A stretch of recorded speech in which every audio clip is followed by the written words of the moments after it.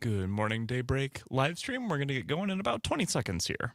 WMDX Nightlight with Pete and Greg. On the next Nightlight, we welcome UW research scientist Cortland Dahl on why meditation is important. And then, in a very special segment, Pete and Greg get to know each other. Weekday evenings on the Civic Media Network from 5 to 7.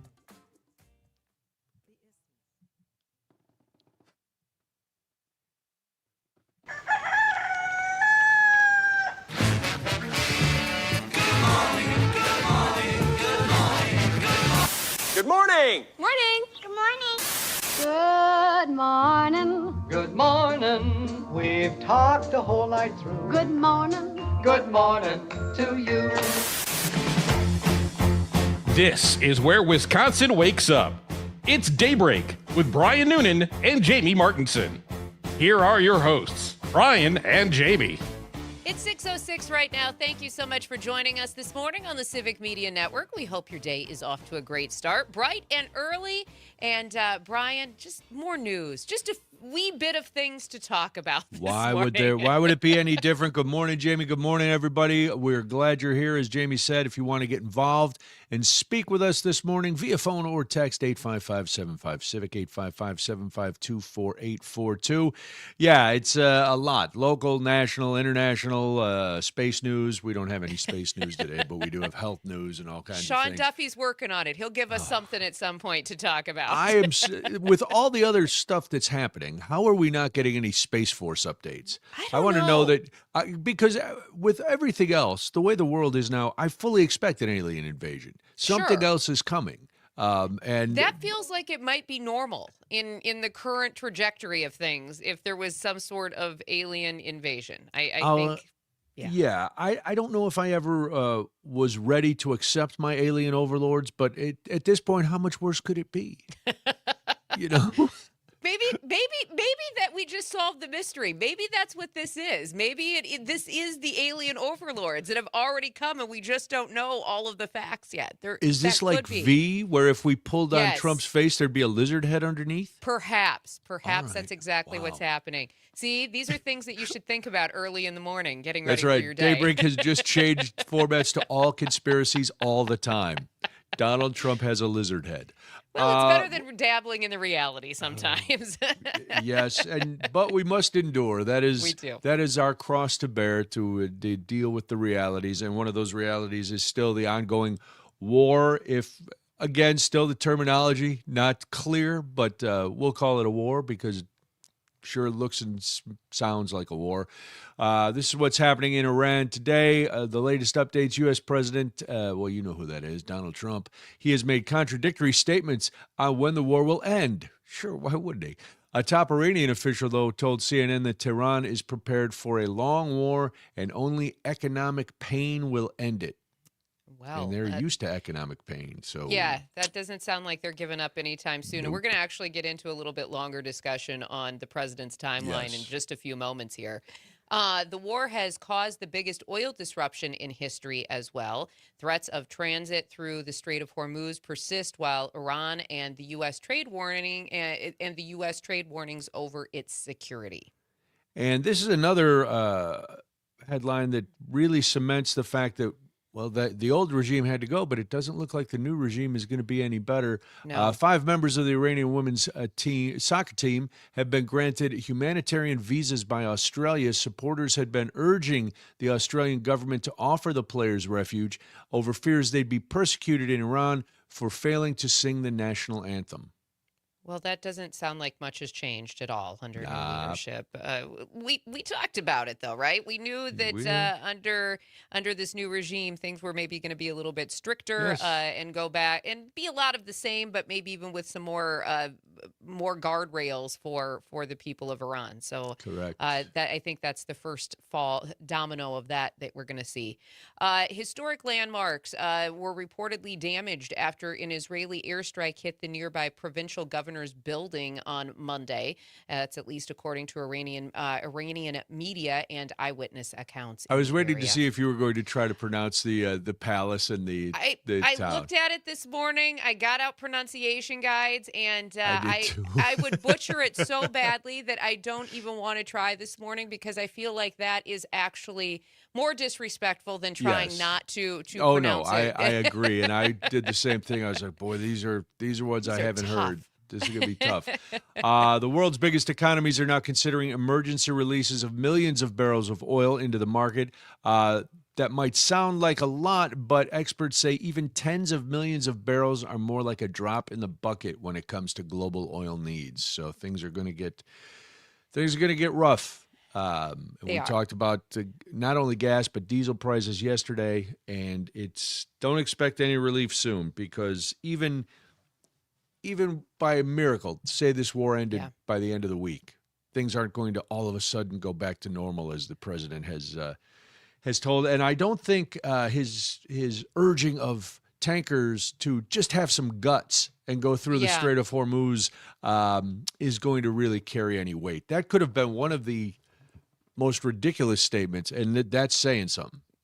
But telling unarmed tankers to just go through basically a blockaded area of the world. Right. Well, and you look at what's happening and the destruction of the land and the property in the Middle East right now. I mean, obviously, there's also the loss of life. There's been thousands of casualties of civilians. You're right. I mean, even if things ended today, at this very minute, like the president keeps saying that they could, maybe they will. And again, we'll get into that in a second with his timeline. It turns out that when you basically destroy all of the infrastructure, and let's be real, in parts of the Middle East, there's not a lot of infrastructure anyway, but there is for the oil. There is for the important. Don't worry, the oil can get out. Right? If it's under normal circumstances. Turns the out oil when that's flows. destroyed, it's a little harder to actually just, business as usual when things are maybe said and done. But Jamie, I think only idiots don't think that the prices will come down, and this is good. Only I realized I'm an idiot, which people have said for a long time. I didn't believe it until now. You just have the proof now. It's fine. Sure, You the just have the proof. President has certified me 100% American idiot. And I don't want to be an American idiot. No. So back to what you were saying about how long this could be. The president has said the U.S. war with Iran could be, quote, short term, describing the conflict as a brief military action that was necessary. That he told the people that when he did his little press conference yesterday and was speaking to Republican lawmakers and donors at a political gathering in Florida. Because why would he be in Washington, D.C. when we're at war, when the golf course beckons? Well, he had to raise some money, and this was what the president said at his club in Doral yesterday. This is cut one, please. Thank you, Mr. President. On Iran, you called it an excursion. You said it would be over soon. Are you thinking this week it will be over? No, Are you talking but soon. about days? I think soon. Okay, and with respect Very soon. Look, everything they have is gone, including their leadership. In fact, they have two levels of leadership, and even actually, as it turns out, more than that. But two levels of leadership are gone. Most people have never even heard about the leaders that they're talking about. So it's obviously been very, very powerful, very effective. Follow up, Mr. President. News came out yesterday. Question, Mr. Noonan. Yes, Iran just announced the new supreme leader yesterday, who has been in the regime for decades, following in his father's footsteps. Can you please clarify then how they have no leadership? Well, I don't believe he can because they're 2 or 3 deep in this case, and there's obviously been too much destruction. Nobody can come back from this. Well, it turns out that this regime was probably more prepared for this than most regimes across the country. Than we were, and we're the ones who were bombing. Exactly. This conflict, we're 10 and a half, 11 days into this conflict now. The tensions continue to raise concerns about the global oil supplies, as we were just referring to. The oil prices are now $100, above $100 per barrel, which is the highest level in nearly 2 years. Gas prices all around the country, not just here at home, but everywhere, have jumped to around $3.48 per gallon. So if you're not paying that right now, consider yourself lucky. 270. And that's up from about 290 a month ago. Now, the president did warn that Iran attempts to block the ships in the Strait of Hormuz, which is that critical oil route. And not only just oil, that's the other thing we all have to remember, too. It's not just the oil that goes through the strait. It is basically every good that is shipped out of that portion of the world goes through the Strait of Hormuz. You know, the U.S. says that they'll respond with some immense force. What does that mean? Got to throw that qualifier in again. He couldn't just say respond with force. He's immense. Right. It's going to be the greatest force. It's going to be forceful, forcing forces. There will be force, which is a good thing. E equals MC squared. I heard that once. I don't know what it means. But there's physics involved, which is what I use on my hair. There's a lot of things, Jamie. Well, we know that none of that has probably come into play at all as we go through this process of watching what's happened in the Middle East. If somebody was using MC squared, I would actually feel a little bit better, I think, in this particular instance. But the Strait of Hormuz is literally the most important transit route in the world. And Trump has said that the U.S. Navy has significant military presence in the region to keep the shipping lane open. Then why isn't he doing it? Well, because he's all talk. It would be, that's the question, right? Because he was also asked yesterday about a reported U.S. missile strike that hit that girls' school in Iran, killing more than 170 people. He said that he'd not seen the video, and he suggested without any evidence that missile might not have come from the United States, even though Tomahawk missiles are primarily used by the United States as well as allied forces. The Department of Defense says the incident is still under investigation. Of course it is. Of course it is. Here's the thing. War is messy, and that is the greatest understatement I've made in the 17 minutes we've been on the air. But normally, the U.S. has been very forthcoming. If we have made some sort of miscalculation, accident seems to diminish what happened. But that's why it was not an intentional strike. If that's the case, we come out and take responsibility. He never takes responsibility for anything. So of course he's going to blame somebody else for blowing up this school. And in the end, it's a tragedy no matter where the bomb came from. But if it did come from us, the least we can do is take responsibility for it. Right. You know, and here's, I think, the thing that is, so many things about what's happening in the Middle East bother me, but wars aren't going to end just because you say they're going to, right? That's not how this works. That's not how diplomacy works. And I think what is more frightening to me at this point is there's never been a clear plan. There's not really a clear goal. There's not a clear exit strategy. We don't even know at this point as Americans and as a public why this even started. Now, let me be clear. I understand all of the background in the Middle East and with Iran. I'm not saying that, but there was no imminent threat. Intelligence over and over has proven that there was no intelligence threat to imminent threat to the United States. And so without some sort of clear explanation or what the objective was, anything around that just seems none of this seems like it needed to happen. There didn't need to be this many casualties. There didn't need to be 7 service members that have been killed in this conflict. It just seems like it was unnecessary. And Trump was pulled into this by Netanyahu. There's no doubt about it. Yep. Former Biden White House staffers are coming out and saying Netanyahu tried to do this after the October 6th attacks on Israel, which were horrible. But he tried to draw the United States in, and Biden said, no, we're not. We'll back you up if you're attacked, but we're not going to preemptively hit somebody. Well, that's what Trump doesn't have that kind of restraint. Unfortunately, and the rest of us suffer for it. It's 6:19 right now. You are listening to Daybreak. I am Jamie Martinson. And I'm Brian Noonan. A Wisconsin law is expanding to improve missing child alert systems. We'll tell you about that and so much more on the Civic Media Network.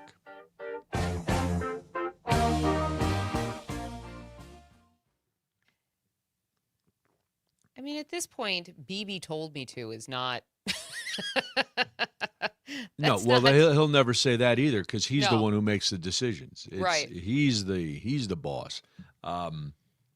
it's ridiculous. It just I kind of want to know.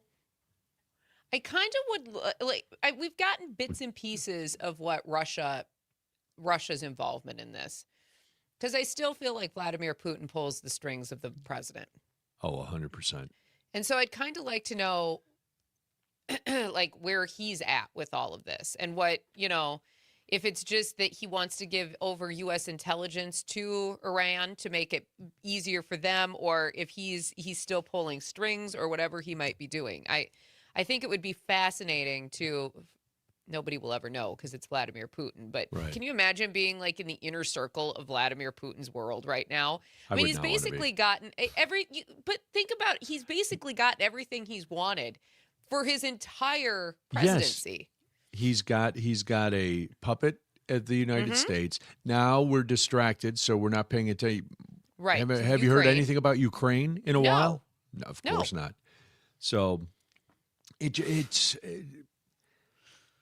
all intertwined. It's all tangled, and I hear myself say that. I'm like, oh, stop with the conspiracy. Right. But it's not. I don't know. There's a thread. The only other explanation, which is even scarier, is Trump is completely demented, and he doesn't know what he's doing, and he's just being fed this stuff by dark forces behind the scenes, and he just goes out there and parrots it because. Just because you started this war doesn't, like you said, Jamie, you can't just say it's over and it's over. There's real world consequences in everything that he has done, which he can't vocalize the effects. He can't vocalize the reasoning.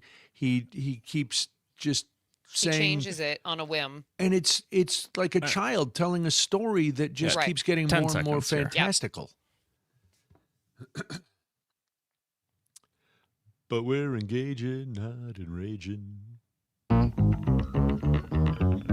Across the state of Wisconsin, Daybreak with Brian and Jamie is back. It's 6:22 right now. We hope that you are having a great morning. Thank you so much for joining us on the Civic Media Network. I am Jamie Martinson. And good morning, I'm Brian Noonan. We're glad you're here. Wisconsin lawmakers actually working together. For once, not for once, but rarely do we see it. We love it, though.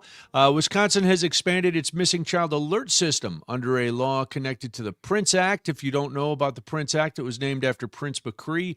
He's a 5-year-old Milwaukee boy who was killed in 2023. The original law was passed to fill gaps in the alert system here in Wisconsin after officials were unable to issue an Amber Alert when Prince went missing because they lacked information about a subject. So it's good to see this. One, it's good to see Republicans and Democrats working together for something that actually has real world consequences and will help, children and families. So this is good. And they've done this. They've done this before, Jamie. Similar issues have been addressed. Yes. The law also addressed a case of 10-year-old Lily Peters of Chippewa Falls. Her disappearance did not meet the Amber Alert criteria. Now, the updated law now expands eligibility for missing child alerts to children up to age 12 instead of just limiting those alerts to children under the age of 10. This expansion was possible after the state budget added about $319,000 in funding, as well as 2 staff positions at the Wisconsin Department of Justice, so that somebody could manage this alert system. Oh, and well, this is where they're using the surplus. They're working on the budget. They're doing things together because this legislation, as you mentioned, was authored by both a Democrat and a Republican.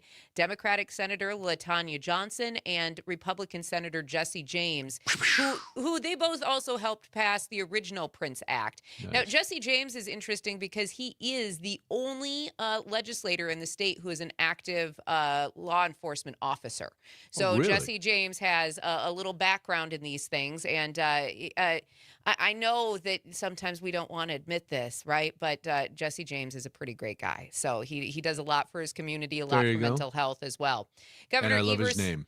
Yeah, I know, right? Governor Evers signed the expansion into law on March 6th, along with several other bipartisan bills.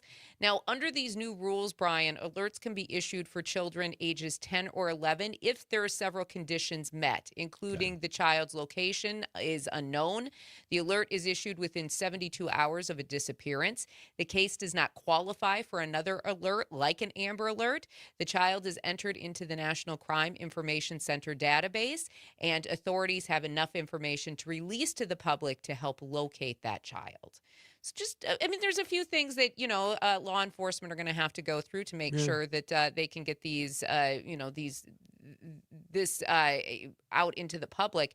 But at the end of the day, if you're talking about a missing child and this helps and law enforcement has a few more eyes, I don't think that's ever a bad thing when you're talking about a missing individual. No, you got to get that. You got to get the information out. And so during the first year after the Prince Act was passed, 17 missing child's alerts were issued for 14 children, compared to about 4 Amber Alerts for 5 children during the same period. I know you research endlessly, and I did not see this. And now I wish I had done a little more. Do you know that the criterion between the differences between the criteria for a missing child alert and the Amber Alert, or why an Amber Alert only goes so far? The missing child alerts are typically sent to phones within about a 5-mile radius of the child's last known location, usually between 8 a.m. and 9 p.m. Okay. The alert system can also be used for children up to the age of 18 who can't return home due to a physical or mental condition or a disability. I think when it comes to the Amber Alert, I think it's got to be... I don't know all the criteria, honestly. I think the Amber Alert is when they do know, if they know where he's in this car, or the kid was left with their an estranged parent or whoever. So there's they a have little bit more of a connection, right? They have they have leads on the suspect, as opposed to just this missing child alert, which is more a general. Hey, this kid's missing. We don't know anything, but they're gone. So I think that's the key difference, is that the Amber Alert, they have more information to put out there. Right. And there's been some people who've been a little skeptical since this law was signed and when it first became a bill. These alerts don't replace police work, right? That was kind of some of the criticism that people had. Well, are the police going to still want to do the investigative work? What this bill does is essentially supports it, and they give investigators more information, more awareness in the community, and more chances to find a child quickly. And for families, that means not being told, hey, sorry, your kid doesn't qualify for this Amber Alert. So, there's not a lot we can do right now other than start the investigation process. For law enforcement, this is just another tool to really help do their job faster and more effectively and get more eyes and more community involved. Exactly. How can you be opposed to more people being aware that there's a kid missing? Well, it's just more people. And there's nosy Gladys Kravitzes in every neighborhood that are looking out the window. Somebody in that area is going to get their phone, and perhaps they just drove by some kid who was walking down the street, or they saw something. So there's only so many police officers. Right. There's a lot more regular citizens. Have to do. Yeah, exactly. Right. And I think that was just it. I think for there were a few critics of this, and I think for those people, they just felt like maybe it took a little bit out of the police hands and put more in the community hands. But honestly, at this point, I think, the community has too much time on their hands anyway. Right? We need something more constructive to do. Kid, let's be honest. This could be the difference between that kid not coming home and that kiddo coming home to their family. Yeah. So I think at this point, kudos for the bipartisan support. Kudos to the governor for signing it. And anytime you can get a kid home, it's a good day, right? It is a good day. It is 6:29 right now. You are listening to Daybreak. I'm Jamie Martinson. And I'm Brian Noonan. Hey, remember Doge? Remember how many jobs they cut? Well, they're trying to hire some people back. We'll talk about that and a lot more. It is the Civic Media Network.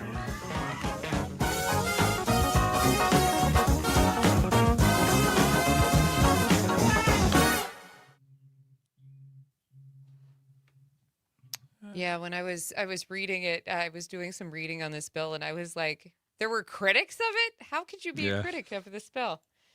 There's always somebody who doesn't get it, though, right? They're like, oh, it's not going far enough. This means the police don't have to do. Do you read? Do you read it all? Because it's not exactly what they said. Reading's hard. I get it. Ugh. I like to read headlines. I saw missing children, and I was like, not interested. Okay. Seems harsh, but. Some people just, I don't know. Like, I mean, when did we lose the capability of doing things like reading? The minute we all had a TV in our hand. I was about to say, when did you start carrying a computer in your pocket? Yeah. Well, and I think that's just it, though. It should have made us more intelligent. Because it should have, yes. It should have, because we have all of the information at our fingertips. And now instead we're like this instant gratification society where if we don't get the piece of info that we need within like 5 seconds, we've moved on and we just want the headlines. Yeah. I'm a little young to remember it, but like the whole this machine kills fascists. How'd that go? Yeah. Well, here we are. You remember that war we're in? It's only gonna be. No, it's not a war. It's not a war. It's not going to be over this. It's just like Putin's thing in Ukraine. It's a special military operation. It's short term. It's going to be over very quickly. Not this week, though, but quickly. Hey, over under 2 weeks for very soon. 2 weeks is coming. He'll say 2 weeks soon, right? Everything's 2 weeks. Still are waiting for our 2-week health plan. No, we have Trump RX. We're fine. We have hey, good TDS. Morning, live stream. Yeah. Hi. Good morning. Welcome to the show within the show. This is where we just say all the things that we don't have time to, or just kind of shout at the clouds a little here. It's fine. Shake our fists. That's right. Old man shaking fist at clouds.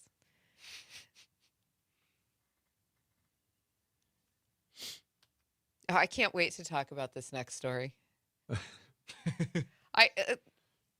I never want to see people lose their jobs, but this administration is so funny, and there's more fun names of groups and organizations. Of course there is. They love names, all that stuff. They're very, I am very excited. It's the little things in life. Take what you can get. Right? We don't get much from this administration, so. We don't? I have heart palpitations every day from this administration. I have rage issues from this administration. I have Trump derangement syndrome from this administration. I have it all. And loads of checks that they keep sending. I am loaded. Where are all my checks? My checks One more check and I can retire. I keep being told that they're all coming. Every day I'm told that there's supposed to be something different in my mail. Checks in the mail. Alicia says she loves the humor to deal with the nightmare that is daily news right now. Thanks, Alicia. We try. You know, that's my philosophy. Some people would call that glib. And gibberish. And you know what? I embrace both because you have to. Yeah, if you don't it's either laugh and make some jokes or just scream endlessly, and I don't have the energy to scream endlessly. No, I do not want to scream endlessly. My mom. I'm much better at mocking than I am at screaming. I'm really good at mocking. Right. My mom called me last night all in a panic. She thought I left the show? No, yes, probably. She called because she was very concerned that she'd heard, this administration say that they were not opposed to a draft for Iran. And she has two young young men of grandchildren. Yeah. So she was very concerned. I'm like, I don't know. So I don't know what to tell you. I don't know if that's something they're going to do. I can't. Oh, she thought you had some sort of inside line on the info? She's like, will they really do that? I have no idea. All right. We got a little less than 10 seconds here.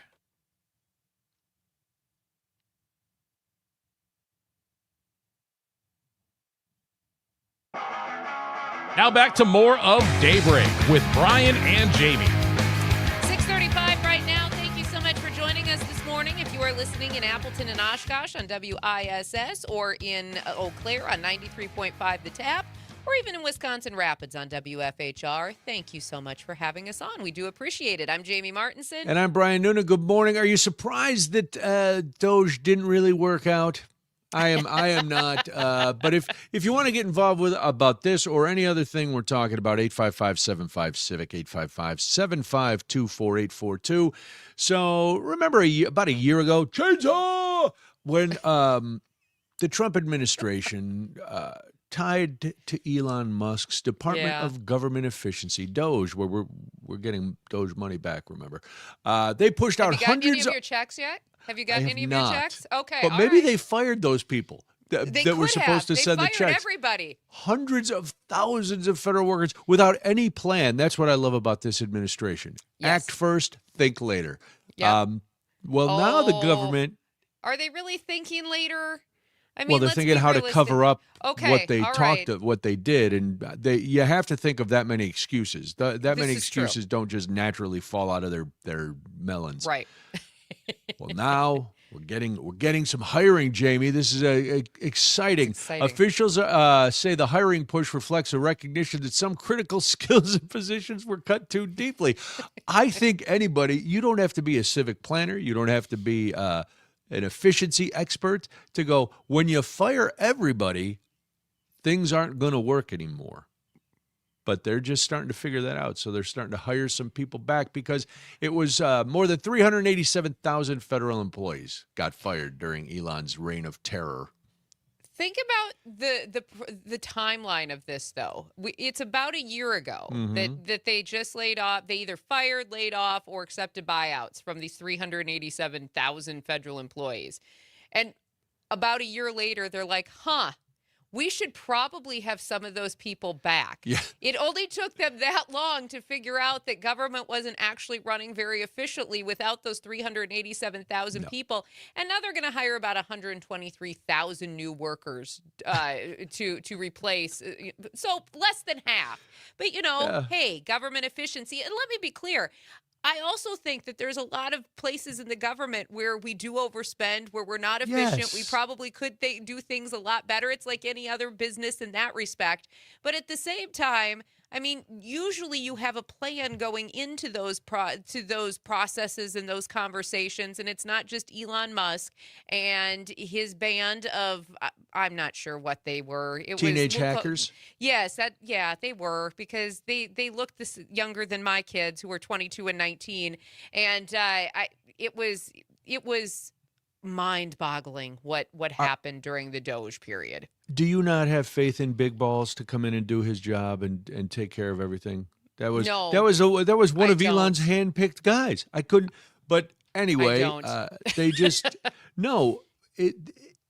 When you are revamping not only a small company but a giant bureaucracy like the federal government, you can't fire everybody in 30 days. You need to audit each department. There have to be productivity reports. It takes a long time, and you have to start like one bureau, one department at a time, and say, okay, we've done this. We've done our due diligence. You need to reduce your workforce by 10%. You don't just go in and start firing everybody to save money with the chainsaw.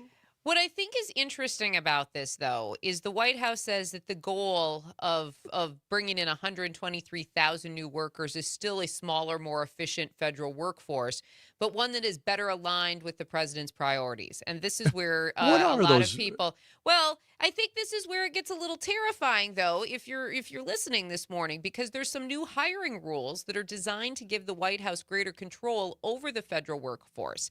And those new rules include expanding the role of political appointees in hiring decisions, creating new job classifications that make it easier to hire people supportive of the administration's agenda, and to also make it easier to remove employees who oppose those policy goals. So in other words, if you don't agree with the president, they don't want you working in the federal government.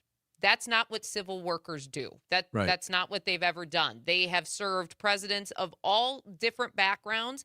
They have served presidents of both political parties because they are civil service workers, and this is what they do. I think this is actually even if we're sitting here this morning and we're making light of some of the administrative's moves over the course of the last year, especially with Doge, I think this is a time where you need to get a little concerned because they're literally putting lackeys in the U.S. government. And if you don't, I love that. You don't hear that very often. Lackey. And I like if you don't support this administration, we don't want you to work here. You shouldn't be part of our government. That's not what this is. That's not how the federal government operates. Yeah. And I think that's the frightening part to me. Now, officials say that they want to rebrand federal jobs as an opportunity for young professionals and college graduates, and especially in the areas like technology, healthcare, program management, and cybersecurity. And this is where this story gets fun because this administration likes names. They like to name everything. So one initiative, Brian, is called Tech Force, and this would recruit software engineers and data analysts and place them across federal agencies in 2-year assignments before they move them to the private sector for jobs. Tech Force, Space Force, there's a theme. Yeah, I don't know. It's ridiculous. I'm glad people are getting jobs. That's good. Yes. But we know. Why now? Why when the last jobs report came out and it was so dismal? Why now are we going to hire 120,000 people just to bolster that? Do we and I love the term lackey that you used because who are we going to hire? We're going to hire more yes men and women that will come in. We're going to hire people who aren't qualified. That just seems to be their MO. I wish it was different, but who's going to be in charge of the hiring? Is it just more people that want the same mindset in these new jobs? We've got Andrew chiming in this morning over on the text line listening on WMDX. He says the reduced labor rate for a year and now they get to spend the money on training. Essentially. Yeah. If you want to chime in this morning. Onboarding is very expensive. It is. 1-855-752-4842, 1-855-75-CIVIC if you want to join the conversation this morning. I think something like Tech Force, though, to me raises some real questions. What exactly would those teams be working on, and what data are they going to have access to, and who's going to be overseeing these projects? Because this administration has already asked for the 2020 election ballots from multiple states. They've talked about nationalizing elections. They've requested voter rolls and program data from multiple states. And it has also pushed for expanded AI and data capabilities inside the government. So maybe there are legitimate reasons for those projects, but when you combine all of that with their push to hire people based on political alignment, it makes me start really wondering what the goal for these employees is going to be on a daily basis. And does it make you suspicious that they're being hired for 2-year temporary assignments? Very 2 years. Much so. That's, wait a minute. What year are we in? What's in 2 years? 2 years is going to be right before a general election. Would you? Yeah. Yeah. And I know we're all sounding like conspiracy freaks now. I understand, but are we? Are we really? Does it seem too coincidental? These are not, they're basically bringing in paid interns. They're going to bring them on for 2 years, and then they're going to move these people will then move into private sector jobs. So you're hiring for the short term. It's almost like seasonal hires, but these are seasonal to get ready for an election, allegedly, and then you're letting them go, and it all smells fishy. It does. And honestly, if this government says that it's because people want to turn it into something, well, that's because you've done enough things at this point while you've been in charge of the country that there's a lot of us that are doubting the things that you do or say because you haven't given us reason to actually trust the things you're doing or saying. Now, despite this hiring push, the federal workforce is still significantly smaller than when Donald Trump first took office after major layoffs and agency cuts. Some agencies have struggled to operate with fewer staff. For example, Brian, the Cybersecurity and Infrastructure Security Agency lost nearly 40% of its workforce. By the way, TechForce will be they'll be using TechForce to basically, put more people into the cybersecurity and infrastructure area of government, just in case you're wondering, right? The Department of Veterans Affairs has seen job applications drop by about 50% compared with the previous year, and the Social Security Administration has reassigned staff from policy and IT roles to answer phones due to the increased call volumes. And honestly, here in Wisconsin, we're not faring much better because of DOGE. Roughly 2,400 federal workers in Wisconsin have left their jobs since late in 2024 during those workforce cuts. Wisconsin has about 18,000 civilian federal employees, meaning the cuts affected around 13% of the state's federal workforce during that DOGE operation in the federal government, which, I mean, that's hard to come back for a state economy. And they're not going to hire all those people back. And some of those people have gone on to find other jobs because they were forced to because of the administration's actions. And even if you're desperately looking for work, and it's a very hard market to get hired, are you going to go back to a place that you can't trust that you'll have your job in another 6 months? Because things are so volatile with this administration, and if they don't get what they want, like if they hire the tech force and they're not getting the results they want, or enough people push back if there's any oversight to say, hey, what are these people accessing? I wouldn't trust going back and going, oh, what am I going to be unemployed again in 6 months, 3 months, a year? Not to mention the fact that if you are a long-term civil servant employee, again, your job is to not capitulate to the administration. Your job is not to necessarily agree with everything the administration does. Your job is to be there on a daily basis to make sure that things are running smoothly and operations are not being affected. People are getting what they need. Phones are getting answered. And your job is to not agree necessarily with the administration. Now, I guess if you do, that's just a perk of going to work every day. I don't think you understand what a government employee is, Jamie.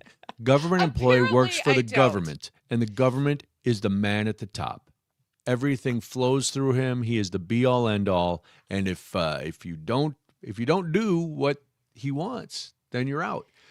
No, it's in the end, it's good for some people to have a job. That's agreed. Great. So now we go, okay, these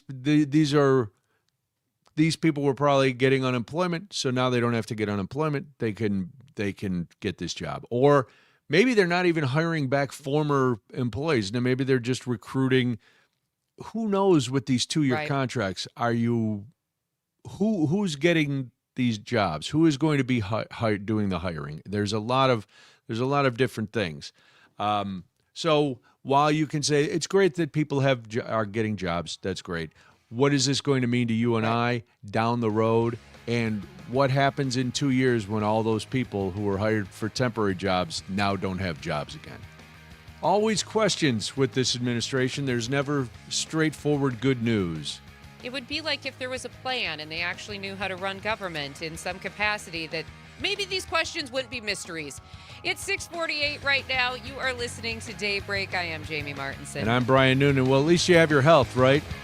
For now, it's the Civic Media Network.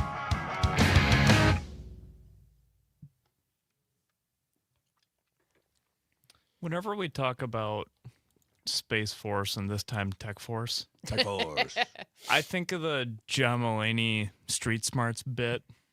He's like, Street Smarts! I'm like, Tech Force! Space Force! Ah! They're all going to be made to wear stupid uniforms. They are. It's going to be like a whole room of big balls all together every day. I forgot about big balls. Big balls.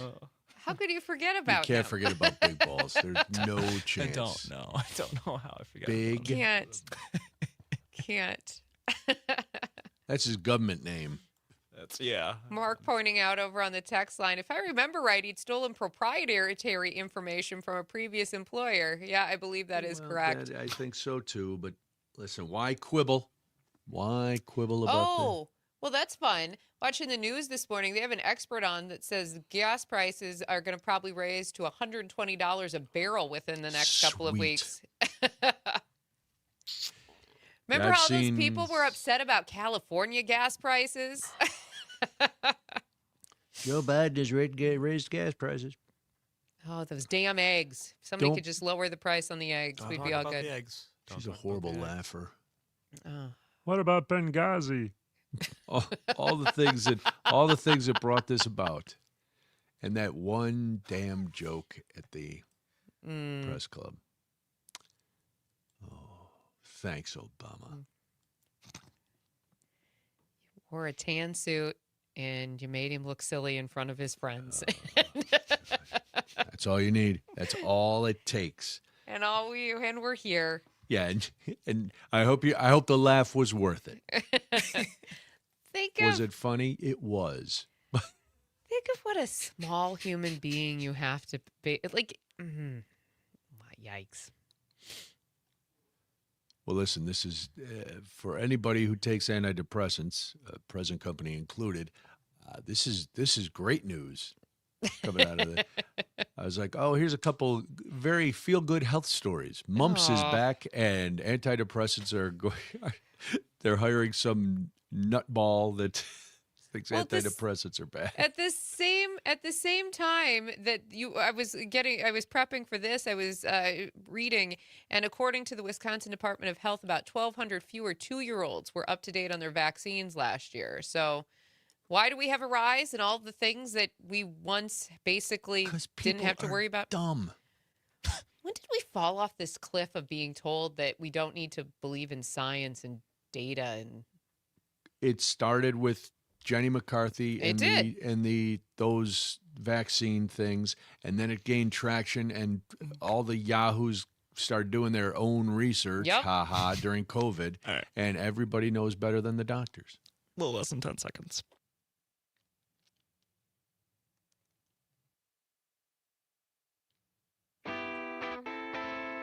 All facts, no fiction. It's Daybreak with Brian and Jamie. Thank you so much for joining us this morning. Hopefully your day is off to a great start. My name is Jamie Martinson. And I'm Brian Noonan. Glad you're with us. I know. You're saying, Brian, Jamie, all you guys do is talk about bad news. But I'm feeling pretty good. I've got my health. Things are going good. I whistle to work every day. Everything's great. Well, listen. Far be it from me to let you have an enjoyable day. I'm here to just point out the absurdities. Squash it all. I'm going to squash it all because a couple of health stories coming up. One is hitting close to home for me, but and the other is just like, oh, I thought we had this thing licked, but it's not. So let's start with the Food and Drug Administration, which is under the auspices of our health secretary, Robert F. Kennedy Jr., who is a piece of work unto himself.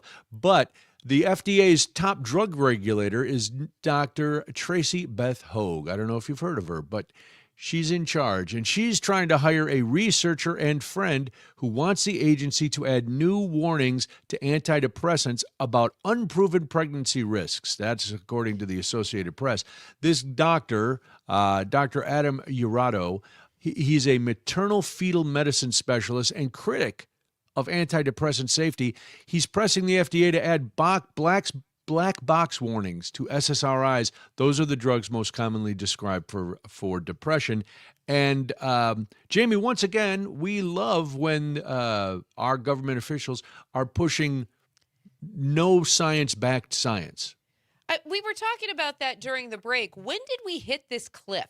This is a legitimate question for me. When did we hit this cliff where we quit listening to science, we quit listening to actual data, we quit listening to the people who might, I don't know, have experience in these things?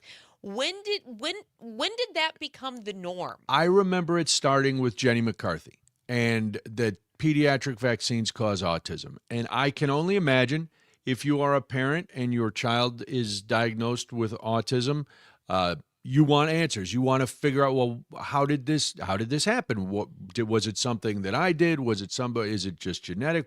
What could it be? All of her claims were proven false over and over and over and over. Right.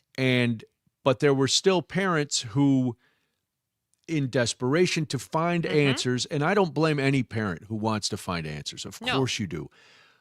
But they were clinging to fake reports and bad science and just theories that had been disproven.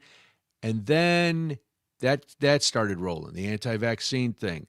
All of a sudden it came to COVID and the world just exploded and doctors were not to be trusted. We also had a lot of time to sit at home and just search the internet for all of the things that ailed us and all the answers. And then we also had a president at the time who also believed in all of the things that he saw online that might actually solve COVID. And because, of course, he didn't want it to be his problem on his watch. Right. And so it's mind-boggling, though, that we now have this person who is tied to the FDA, who's in a petition says that these medications, meaning the antidepressants, can cause pregnancy complications, including miscarriages and fetal brain abnormalities that may lead to autism and other disorders in children. Speaking of things that, will drive parents off of a cliff trying to find answers, more than 15% of women, Brian, or about 26 million people, take medication for depression, according to the latest figures. Yes. These are not medicines that you can just go on and off of. We have that. No. We have experience with this in our own family. My 19-year-old, it has to be on antidepressants because of how his brain works. And that's okay. He's had to figure out how to live with it and deal with it. He's gone through the therapy routes. He does it every single day. I've seen the kid work harder than most people will in their entire lives to combat this because you know what? At one point in time, my kid wanted nothing more in this world than to not be in this world. So I've seen what these medications can do. I am on them, and it was for the same thing, and I thank God for them every day because they have improved my life, and it's great. Another thing that we thought so again, there's people who are trying to stop this because if you don't, a black box warning is huge for doctors. They won't prescribe if there's black box warnings. People won't take medication if there are black box warning on there. And according to a doctor from the University of Virginia, she's a reproductive psychiatrist, she said, quote, "What's missing in this petition is an understanding of the risks of maternal mental illness during pregnancy, not just to women, but to the pregnancy and ultimately to the infant." So, they're getting away with a lot at the FDA but mumps is back. That's good news. I mean, I guess if you're a mump, it's good news that you get to come back. Not for anybody else, though. Jamie, health officials in Maryland have issued an alert confirming an uptick in mumps cases. 26 reported so far as of February 19th, including 19 confirmed and 7 probable infections, according to the Maryland Department of Health. The Centers for Disease Control and Prevention reported as of late February, 11 jurisdictions have documented 34 cases. Here, just a little something. Up until 67, mumps, everybody was getting mumps. Yeah. Oh, but then guess what came along? A vaccine, and it dramatically reduced this from just a number, 152,000 cases in 1968 to 231 cases in 2003. Oh, Not well, bad. Why would we believe the science on that one? Why would we believe the science and the data on that one? Hey, for anybody who doesn't believe in vaccines, the reason the information changes is because new research comes out. Oh. And it might tell us that we need to do things a little bit differently. So if you're on the fence about why those things change, hey, data-driven science is actually still a thing, and we're sorely lacking it right now in this country. And by the way, as we're talking about this, the Wisconsin Department of Health just put out new statistics statistics yesterday. There were about 1,200 fewer 2-year-olds that were up to date on their vaccines in 2025 in this state than just a year ago. The government can't tell me what to put in my body. Put some bleach in, people. That's what the president told us. It's fine. Or shove a light bulb somewhere. It's all going to work. Either way, we got to get to break. But when we come back, the Justice Department and Live Nation have reached a settlement. We'll talk about that and more. This is Daybreak. I'm Brian Noonan. I'm Jamie Martinson. You are listening to the Civic Media Network.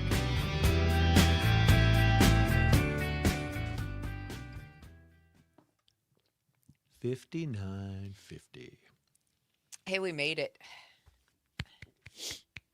My God, I feel like a faucet today. This is ridiculous.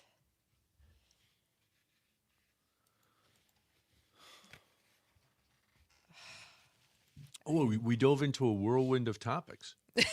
Oh, whirlwind's back. This thing loves the word whirlwind. Yeah. Oh, it gave us 2 today. Oh, a bizarre mix. We got a bizarre mix of international chaos and local legislation. Alien conspiracies. Wow.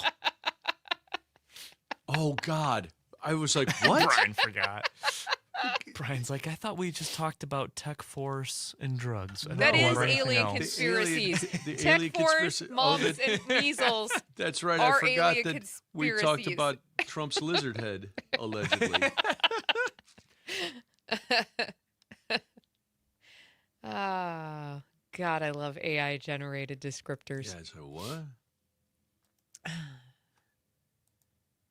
This thing really, because we do so much information and each block is different in each show, this thing really doesn't know how to, like, calibrate our show either. It's funny. Yeah. I'm going to ask all of our online listeners, are any of you allergy sufferers and miserable today? Because... It's no bueno. I'm going to look like I'm bawling here in about 5 minutes because I can feel my eyes getting waterier and waterier. Oh, God. It's ridiculous.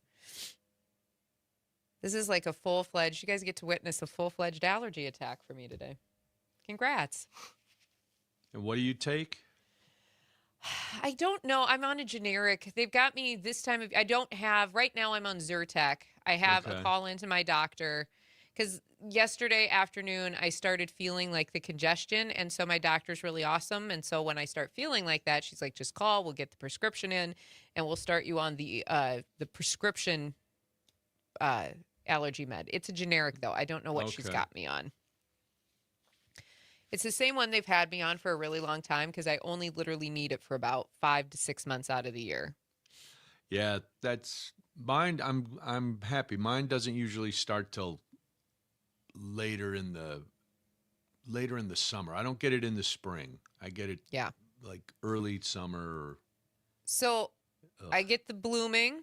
And then things will subside a little bit on really dusty days, or like last year when we had all that smoke in the air too from the wildfires. That was brutal. So on dusty days, I'll get fairly congested. As long as I stay on my meds, though, I can keep it at bay. And then at the end of the summer, when everything starts to like die and it gets really dry, that's really brutal too. I always remember going to like August. It was really bad when I was a kid. I had to get all those shots. And, Yep. Yeah. Once the first hard freeze comes, then I stop. Yep. And then I'll start again. I'm always very excited. Thing. I'm always very excited for the hard freeze because that's about when I have that 2-week gap where I don't have to worry about my allergies. And then it gets cold, though. Then we're all inside, and then you get the dust. And then, of course, with the dogs, you get the dog dander because I am actually allergic to dog dander. And you have a dog. But I love my puppy. You suffer for the things that you love. She can't be dander-free. No, she cannot. Dogs. The only Dogs thing that dander. Oh, is Pete Parker, it's big dander. Is Pete Hegseth actually doing a press conference already? Oh, I guess it's 8:00 on the East Coast. Yeah. He's at a podium speaking to me. Oh, Pete. War has no timeline. He'll speak whenever he needs to. Now they're barbaric savages. They are barbaric savages. Oh. Wow, Pete. With his flag in his pocket. What a name caller you are. Using the tough language this morning. Oh, now he's saying that they're trying to get a nuclear weapon. Yes. Oh, back Oh, on that. is that where we're going back to? It's going to come full circle, isn't it? Yeah. That's probably going to be oh my God. Can't they just pick one? Please tell me we're not going to like preemptively nuke the whole country, right? Oh, God. We can't go that far, right? Congress would have to step in. Somebody would have to stop. Would they stop? They wouldn't stop him. From nuking Iran? I think they would on that. Who? I I don't say that facetiously. I Who know. would stop him? I feel like Tom that is Tillis. just another Let's level. go back to Tom Tillis for a minute. Sitting in that Department of Homeland Security, Kristi Noem grilling, and then coming out of that and saying, "There's no way that I'll vote for this president to not for War Powers Act." And then none of the Republicans voted against him having the War Powers Act. They all voted for him, even after this tough language about not doing it. It was mind-boggling. Well, we're winning. That's what Pete says. Okay. Winning. Uh-oh. How do we know if we're winning? What are we winning? He told us, Jamie. That's how we know. Wow. Do I that have to note- mansplain it to you? I feel We so have- dense today. That note, we have 10 seconds. Are Until the we're back. allergies really eating away Yes. at your brain? They are. Oh, my Lord. He told us. They're badly losing.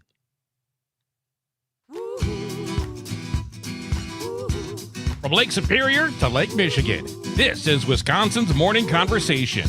Daybreak with Brian and Jamie. 7:06 right now. Good morning, and thank you so much for joining us today. We always appreciate it, no matter where you're listening, whether you're listening on your radio today or maybe even your app, which, by the way, you can download for free over at your Google or your Apple store, and hear us, take us wherever you go. Also, hear some really great music choices because all of our 30-some stations are over on That's that app. nice. So you have lots of options. Oh, and hey, Brian, we also have a Facebook page we'd love people to go check out. And don't forget Instagram. We're Yes. we're everywhere that you need to be.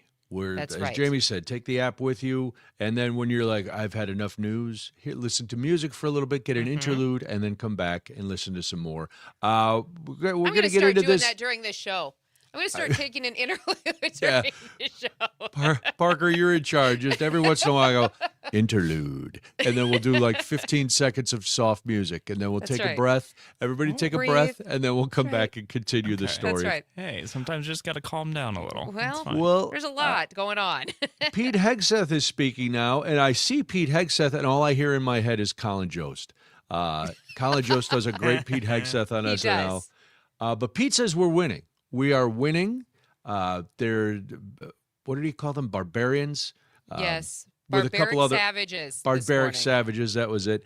They all love the adjectives. There's a lot of adjectives in Pete's thing. A lot of pointing with his doing Yes. the tomahawk point. They got thesauruses for Christmas, I'm pretty sure. So that they yeah. can find out lots of adjectives and they can mix up the words a little bit. I'm sure of it at this point. That makes sense. It's not a bad, as far as crazy theories go about this administration, that's not far-fetched. But yes, he's saying Iran is standing alone and they are totally defeated, and they're racing to build a nuclear weapon, which is I was pretty sure like we you said, destroyed that ability for them to do that, hadn't we? At least that's what we've been told. Jamie. I'm sorry. Do I need to stop asking questions again? Is that what the problem is? What did Pete just tell us? Well, here's the We problem. are winning. I don't know if I trust Pete, but that's just me. You choose to trust Pete or not. I'm not sure that I trust Pete or anybody else in this administration to actually tell me really what's happening. But here we are. Not Take a a day. chance. Not a chance. And I feel bad because there's Dan Cain, the head of the Joint Chiefs, and he's got to stand there next to Pistol Pete, and and really discuss what's happening. So we'll keep you posted on any Yes. developments that comes out of that. But Close to home, if you've had to buy a concert ticket in the last number of years, Live Nation has a lock on ticket sales. And, even though Eddie Vedder, how long ago was that they were going to fight Live Nation in the monopoly? That didn't work out, Eddie. Well, the U.S. Department of Justice announced a tentative settlement in its antitrust lawsuits against Ticketmaster and its parent company, Live Nation Entertainment, over allegations the company has an illegal monopoly in live events industries. You think? These aren't allegations. Anybody who's ever bought a ticket for any sort of venue knows that these are not actually allegations. This is true. But that's okay. I get it. Legalese. All right. Well, the government says that the agreement would increase competition in ticket sales and limit some Ticketmaster limit their control over venues and events. Yeah, because Live Nation pretty much runs the show. Remember when there was Ticketron, and that it was there, but you could buy tickets at a couple places. That's when you'd stand outside Sears for hours and hours trying to get in and find the window that was up behind the appliances to buy your tickets. And unfortunately, we don't have to do that anymore. We go online. Although there were some good memories in standing in those ticket lines. You met a lot of fun people standing in those lines. You really did. But under this new proposed settlement, venues would be allowed to sell a portion of their tickets through competing ticket platforms rather than just exclusively through Ticketmaster. At places that like amphitheaters that are owned, operated, or controlled by Live Nation, up to 50% of tickets could be sold through other ticket marketplaces. Ticketmaster service fees at those venues would also be capped at 15%, and attempt to limit the higher fees that a lot of us pay when we're buying our tickets. And Live Nation would also be required to divest ownership or control of 13 amphitheaters across the country, including a venue in Milwaukee, interestingly enough. Now, this agreement also calls for Live Nation to establish a $280 million settlement fund that would go towards state claims, civil penalties, and potentially compensation tied to this lawsuit. And the deal would also extend the existing consent decree between the Justice Department, Live Nation, for another 8 years, which essentially just allows federal regulation to continue so that they can monitor the company's business practices and ticket policies. In other words, saying, we know as soon as we take our eye off you, you're going to go right back to doing what you were doing Sneaky before. Pete's, we're standing on top of you. No, I think this is interesting, though, because when you really look at this, I mean, I get it. I get they're trying to regulate some of this. Is it really going to matter? Because Live Nation still gets to keep most of the money. The cap still isn't enough to basically offset a lot of what you're paying with all the service fees and things. And I doubt that the amount of tickets they would have to give up are going to be prime tickets. We'll give you some tickets. I hope you bring Kleenex because your nose will be bleeding. Right, exactly. That's why Wisconsin isn't going along with this, Jamie. No, there's actually more than 24 states that have rejected this settlement, and they plan to continue to pursue this case in court. Now, the attorney generals from these states argue that this deal that we're talking about right here, it doesn't go far enough to address the dominance that Live Nation has over a lot of parts of the live entertainment industry, including the concert promotion, the venue ownership and management, and those ticketing platforms. In fact, a lot of critics say that Live Nation has used long-term contracts, exclusivity agreements, and threats of retaliation to discourage other venues from working with those competing ticket companies. But these are just alleged monopolies that they have. Alleged. If you remember standing out in line, share your favorite experience of standing out waiting for tickets.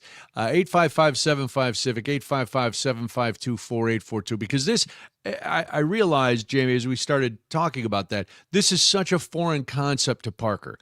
Imagine Parker having to go to. You were talking about the lines and stuff and Sears. I was like, what's a Sears? I don't know. Well, we'll start there. What's a Sears? But you would go and they had the Ticketron booths were in department stores. Yeah. A lot of them were at Sears, and they'd be like way up in the back by the customer service. And so people would start lining up, and then there'd be some nerd up front, and he'd make the list. You got to sign the list so we know the order. Yes. But then the doors would open, Jamie, and correct me if I'm wrong, the list went out the window as people literally raced to try to get to customer service to get in the line. nerd. They trampled the nerd Oh, who that was still poor there little guy. waving I his have the papers. list. Yeah, I have and the list. we didn't care about your list. We were Honor there to the get our tickets. line. Honor it. There were, I remember, and a Ticketron was a little bit more foreign to me, but I also remember the venues where you would stand outside their ticket booth outside, like literally outside. And if it was a big show, you would camp outside for at least a night in line with other people because you wanted to be first to get in line for those tickets. There was no holding back portions of tickets so that you could sell them at a bigger resale value later on. When they were gone, and everybody paid the same amount. And the scalpers had to wait. Yeah. The scalpers had to wait in line just like us. Yes. There were the longest I slept earned out. their money. Yeah, they paid some chumps to stand in line for them. The nerd with longest the I list. stayed out was 2 days for Springsteen tickets. Camped outside a Sport Mart with a couple hundred other people. Right. And you literally camped. You literally bought like lawn chairs and sleeping bags and you made sure you had a food plan. And if you had to use the bathroom, you made sure you had somebody who could stand in line for you while you used the bathroom. This both sounds... It was a thing. This both sounds horrible and fantastic at the same time. And it was both. It was like exactly both of those. Yeah. We, in college... You always hope for good weather, though. Oh, jeez. See, that's what I'm afraid of. That's true. And you weren't buying tickets like a year and a half ahead of time either for a concert. It was a few months. America used to be great. It truly was awesome. One of my favorites was in college. We slept out we were there for a day to get Willie Nelson tickets. And we ended up 5th row center, so it was worth it. But that was really fun because you're in college and you have zero responsibilities. Yeah, we should have been going to class, but we had to get Willie Nelson tickets. And so then it's just a party, and there's hundreds and hundreds of people lined up. You're all having a party outside for the same reason. Yeah, and everybody's just chill, and you're having a good time. Yes. And then you get to the concert, you're like, oh, and you meet people that, who knows? Who knows how many romances bloomed in lines for those concerts. I did jump a line once. You did? Oh. Well, here's the deal. We were lined up for REO Speedwagon at 38 Special tickets. Okay. 38 Special's I love 38 Special, the best. And this was when REO was at peak high infidelity popularity. So they were doing 5 nights in Chicago at the old amphitheater. So I was at my local Sears, and I was in line, and there was the list, and somebody must have left on the list because they start calling names. Because sometimes people would follow. People are very predestined to be sheep. We follow, and if somebody sounds official and you're on the list, you're going to follow it. Well, my name was on the list, but it was way down. Well, they kept calling somebody's name who had not, either they left or they were asleep or they were dead. I don't know what happened to them. But either way, I became that person. And I was like, that's me. And I walked up and I got my number. And then I went in and bought my tickets. And I still was behind the stage. Right? I mean, it was such a simpler time. It sounds ridiculous, but that's what we did, and it was a simpler time, and it was sure fun. beats.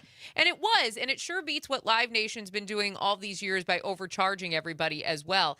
In fact, when it comes to this particular case, some of these state officials who want this to pursue further argue that the practices of Live Nation limit competition and also contribute to these higher ticket prices for fans. And if you think about that, just think about the entertainment that we have in this state in the summer, right? You look at all the concerts at Fiserv Forum, Alpine Valley, Summerfest, even all of the smaller venues that you have to go purchase those tickets. And by the time you get your tickets, okay, granted, let's say they're $100 a ticket, right? You get those. By the time Live Nation puts all their fees on, you're looking at close to $200, if not more, depending on where in the venue and what Live Nation has in their grasp, right? If they own that venue. And we all can complain and say, why are the fees as much as the ticket? There's nothing we can do. Hopefully this will change things. And kudos on bringing it back, Jamie. That we had gone off on a tangent. And kudos to you for reining me in and saying enough of the stories. We must move back. So we do, and it is an important thing because I was just looking for tickets the other day for something, and I'm like, all right, well, that's and in the summer I only sit in the lawn because those are relatively, depending on the show, relatively inexpensive, and they're fun. And it's fun. Yeah, that's the reason I go to a show, to have fun. But then I'm looking at the fees, and I'm like, oh, you got to be kidding me! I've almost doubled the price for a lawn seat. Right. And you know how much I love to roll around in the grass. So we found this out yesterday. Tom from Hartford says Monsters of Rock, REO Speedwagon, Foghat, Emerson Lake and Palmer, all at Soldier Field. Oh, come on now. The Monsters of Rock Love tour. it. That was great. Love it. 7:19 right now. You are listening to Daybreak. I am Jamie Martinson. And I'm Brian Noonan. Swiper Stay next on the Civic Media Network.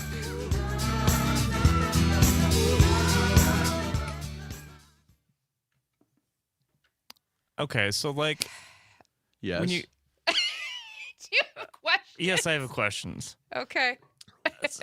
No, I understand. This is something where I understand that it sounds completely foreign, and yes, you have every right to question everything we talked about. Yeah. Was this?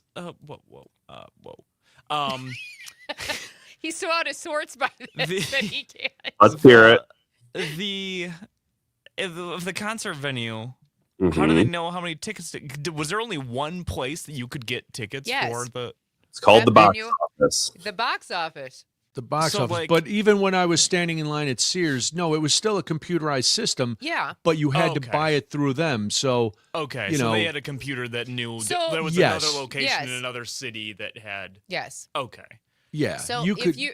Okay. The beauty is if your tickets were $100, you paid like $105 because you literally paid the tax. That was it. You didn't pay the venue fee, the service fee, the carrier fee, the pigeon carrier fee, the cleaning fee, processing fee. Processing My fee. favorite. Yeah. It was ridiculous, and it's all because when Live Nation and Ticketmaster merged in 2010, that's when we saw the ticket prices of things escalate and get to this beyond capacity. Yeah. Because it was, and then Live Nation became this entity that just started buying up every venue too. Any venue they could get their hands on. It was kind of like what iHeart did with radio. I mean, it's essentially the same thing. Back in my day, Jamie, it was called Clear Channel. That Sorry, too. Brian, Clear I beat you to it. I'm happy to not be the old man all the time. Please take the mantle off my shoulders, Frank. My arthritic body can't handle it. Yeah, it's funny because I know, looking back at it now, that it's good memories of standing there, but sleeping on the concrete to try to go see REO Speedwagon is shoulder. Yes, it's like it's kind of. But it was different, and at least you had a shot. You felt like you had a shot at getting tickets. And if you did it, you walked away with a hell of memory. Yeah.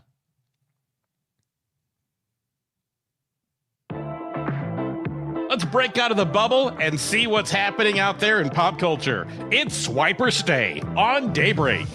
7:22 right now. It is time for Swiper Stay, when we do break out of our political bubble, talk about something that isn't politics related, and we have a whole lot of fun along the way. Our producer Frank joins us this morning. How are you today? I'm good. Now I'm thinking of all my concert buying experiences, and I've just had some bad ones too, Brian, as you know. Yes. Oh, true. Yeah.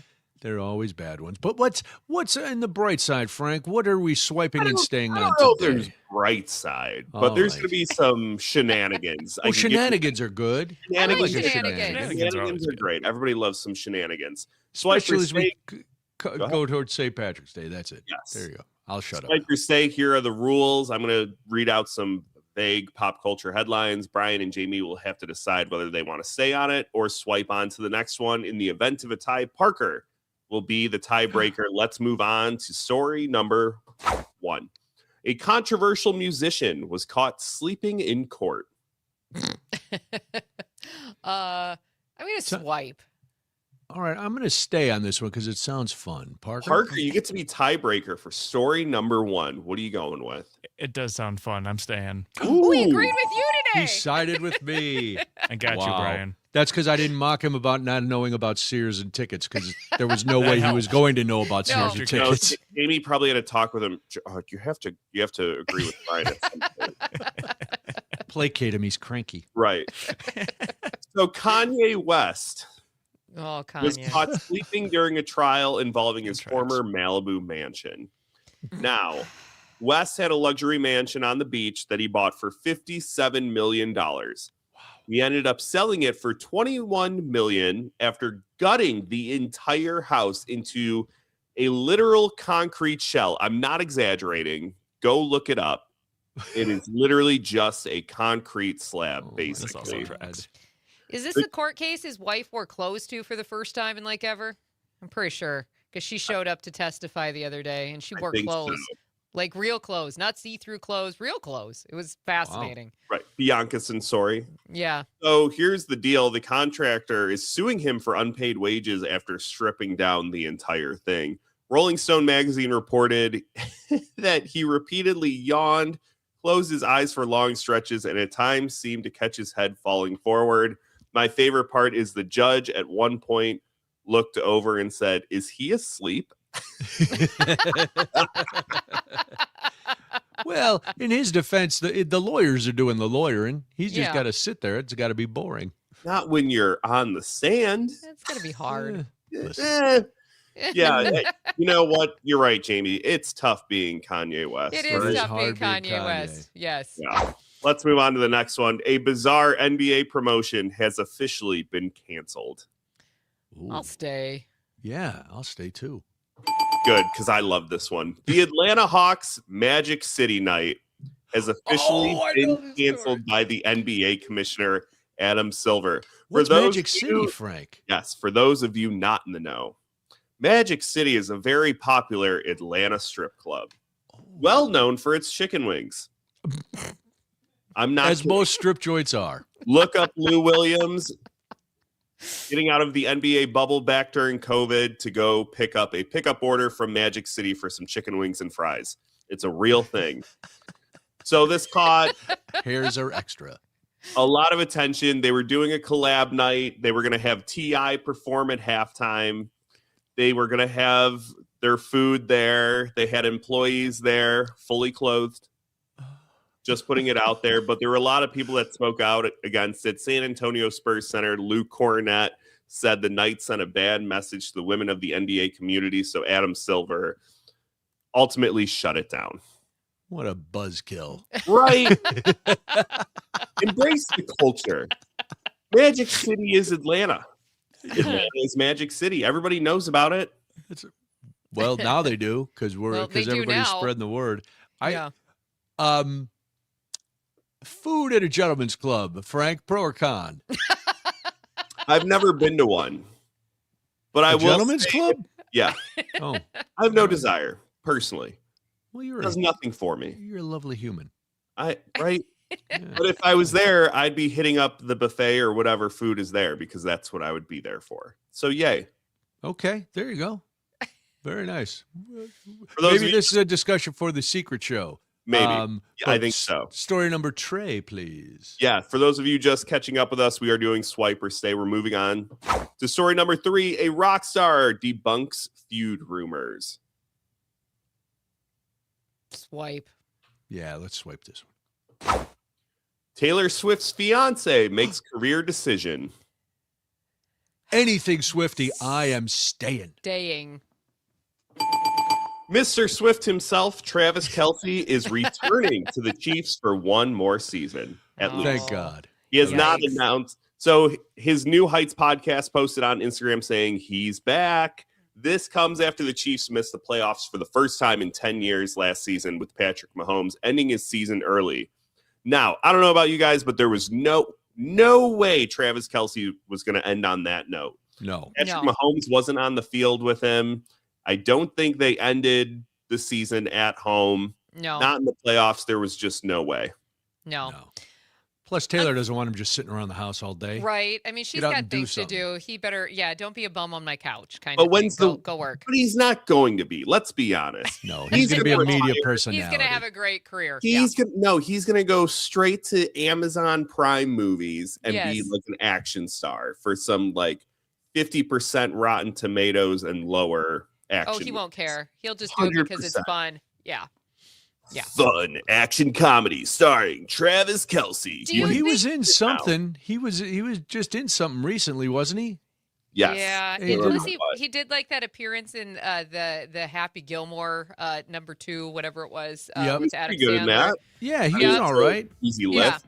He's got a Who- personality. Give him who an easy also- script, he'll be Who fine. also thinks he won't be sitting at a sports desk with his brother Jason at some point because they're good together as a duo. They are good, but I Yeah. think he's got bigger plans ahead of him. But that's it for Swipe or Stay, guys. Thanks, Frank. Always Thank a pleasure. you so much. Hey, guess what? Anthropic's still in the news. They're going after the government again. It is Daybreak. I'm Brian Noonan. I'm Jamie Martinson. This is the Civic Media Network.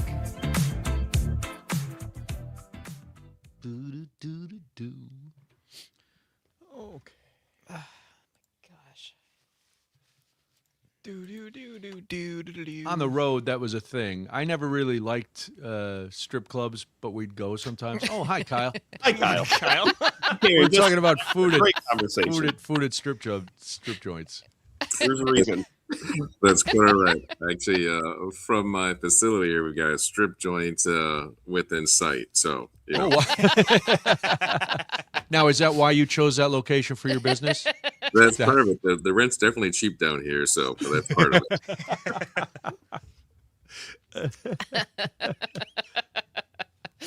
Some of the best French fries I've ever had are Big Al's in Peoria, Illinois. All right. Well, what else are you doing in Peoria, Illinois? Illinois. That's Yeah. where I'd be doing stand-up. No, I know. That's what I mean. So Oh. you're either performing stand-up or you're at the Gentleman's Club. That was pretty much it. And then Yeah. you'd wander over to the 4:00 bars. Yeah. It's funny coming from Baraboo. There were two really big strip clubs in like around Baraboo. There was the Box Club, and then there was also Chubby's, which is Chubby's. called Chubby's. I love It's it. outside These of are really Dell's. on the nose. See, it's not like, with the Magic City promotion in Atlanta, at least it's like Magic City. You kind of, what is Magic City? I don't know what that is. The Box Club. The Box Box Club, Club. or Double Bean X. Snappers. Chubbies. B-O Double double X. X. Could it make it Double X. 3 X's? No. Nope. Well, the Silk just down the road here actually used to be a bowling alley. If that's not Wisconsin, Yeah. That tracks. Now instead of poles, the ladies just slide down the lanes. pretty much. Honestly, that's a good bit. I actually once had to do a show at a place in Lake Geneva where I went on between the strippers. Not like there wasn't 3 of us on the stage, but one would dance and then I would go up. I had to go up and do sets. How And- disappointed was everybody when you? Oh, Frank, you have never seen a bunch of drunk, scary dudes want to kill somebody as when I wandered up on stage after Brittany had just finished gyrating for dollars, and then I'm up there talking about my dogs. It was wow. What? But the girls were having a blast because they got a little break Got a and they break. were all sitting at the bar laughing, and the guys were like, I'm just picturing like some woman twerking, and then all right, and now Brian Noonan, and you just come up with some Jerry Seinfeld. What's Yes. the deal over there? Like, I'm picturing you like just leaning on the pole doing your set. Yeah, So it's you slide down it. immediately hand sanitize after. it was. I'll never forget that night, and there were 2 of us, and we alternated. So like I would do a set between some of the dancers, then he would do one, and then I think finally the owner was like, "Yeah, okay, we're good. We don't need to do any more sets." And, That's funny. but again, the ladies loved it. They were so friendly because they finally got to sit down. They were off their heels for a few minutes, and then the guys were so happy to see them when they came back. They made they did They a made lot like better. major tips, I'm sure. Nobody stuffed a dollar in my pants. Nobody. I've heard of a very warm-up disheartening. act, but I've never heard of a cool-down act. No. I was the Wow. cooler. I was definitely the cooler. They could have just called the place Blockers while we were on. All right. I'm gonna sit backstage. Yeah. Kyle, On that thank you note- so much. Yeah, Kyle, I'm sorry you got dragged Really into this. appreciate it. We'll We talk got about a for me. minute. Glad you're here. We'll talk None of some this will come up tariffs. during our conversation. That's quite all right if it does. I don't mind a bit. This is what the people on the stream get to hear when Yeah. we go to break. Gotta love it. Gotta love it. Kyle, just so you know, we got a 14-minute segment here. If you start to hear, I'll give you a hand signals when we got just a couple of minutes left. Okay. And then if you start to hear music towards the end, maybe we just got a couple of seconds left, so we got to wrap it up. Sure. Sounds good. Awesome. Thank you. And we've got 20 seconds till we're back here.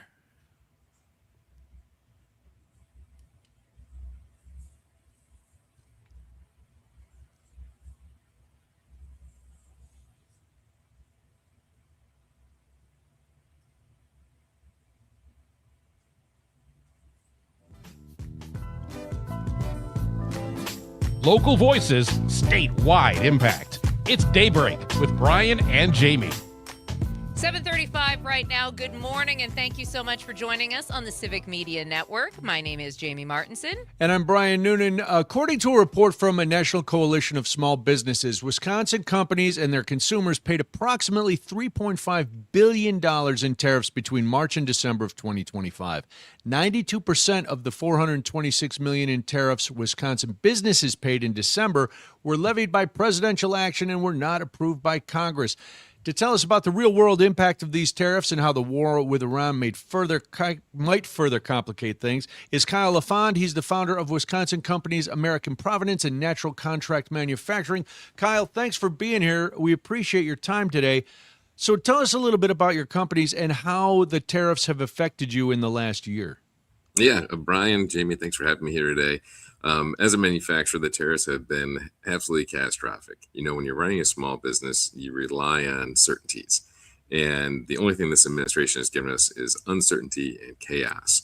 The businesses I own and operate, we make personal care and wellness products. So any type of product you're going to put on your face or your body. And we make products for about 60 brands at this point. Some athletes and some celebrities and influencers as well.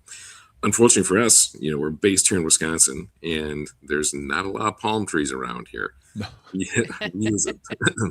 I haven't seen any, unfortunately. Not we use recently.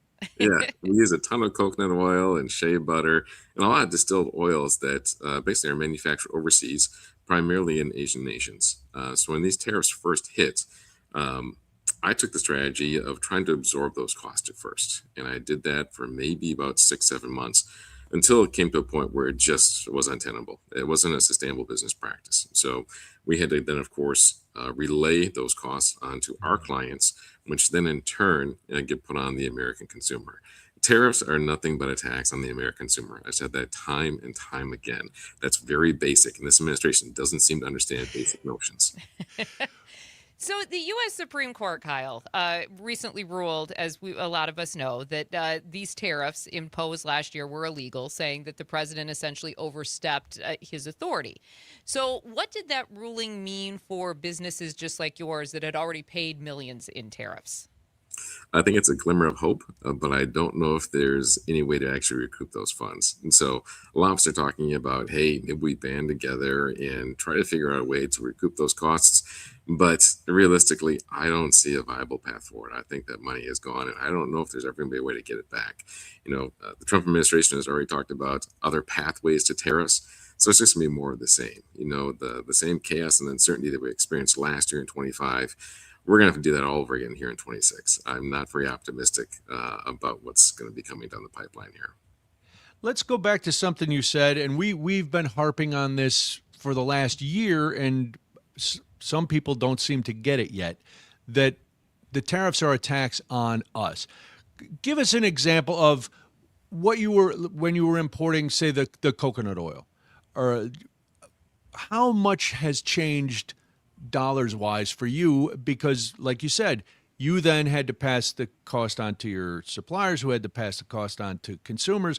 So we are paying for it, but people sometimes don't get it, and they need a concrete example. Yeah, so we had, if you take a look at all of our ingredients across the board, most everything increased by at least 30 to 35%. We had some ingredients, some inputs that increased as much as 100%. The other thing that's unfortunate about tariffs is just timing. So it used to be when we would place orders for all of our inputs, they'd arrive here, in 3 to 4 weeks. Now we're talking 3 to 4 months because there's a lot more red tape and bureaucracy as well.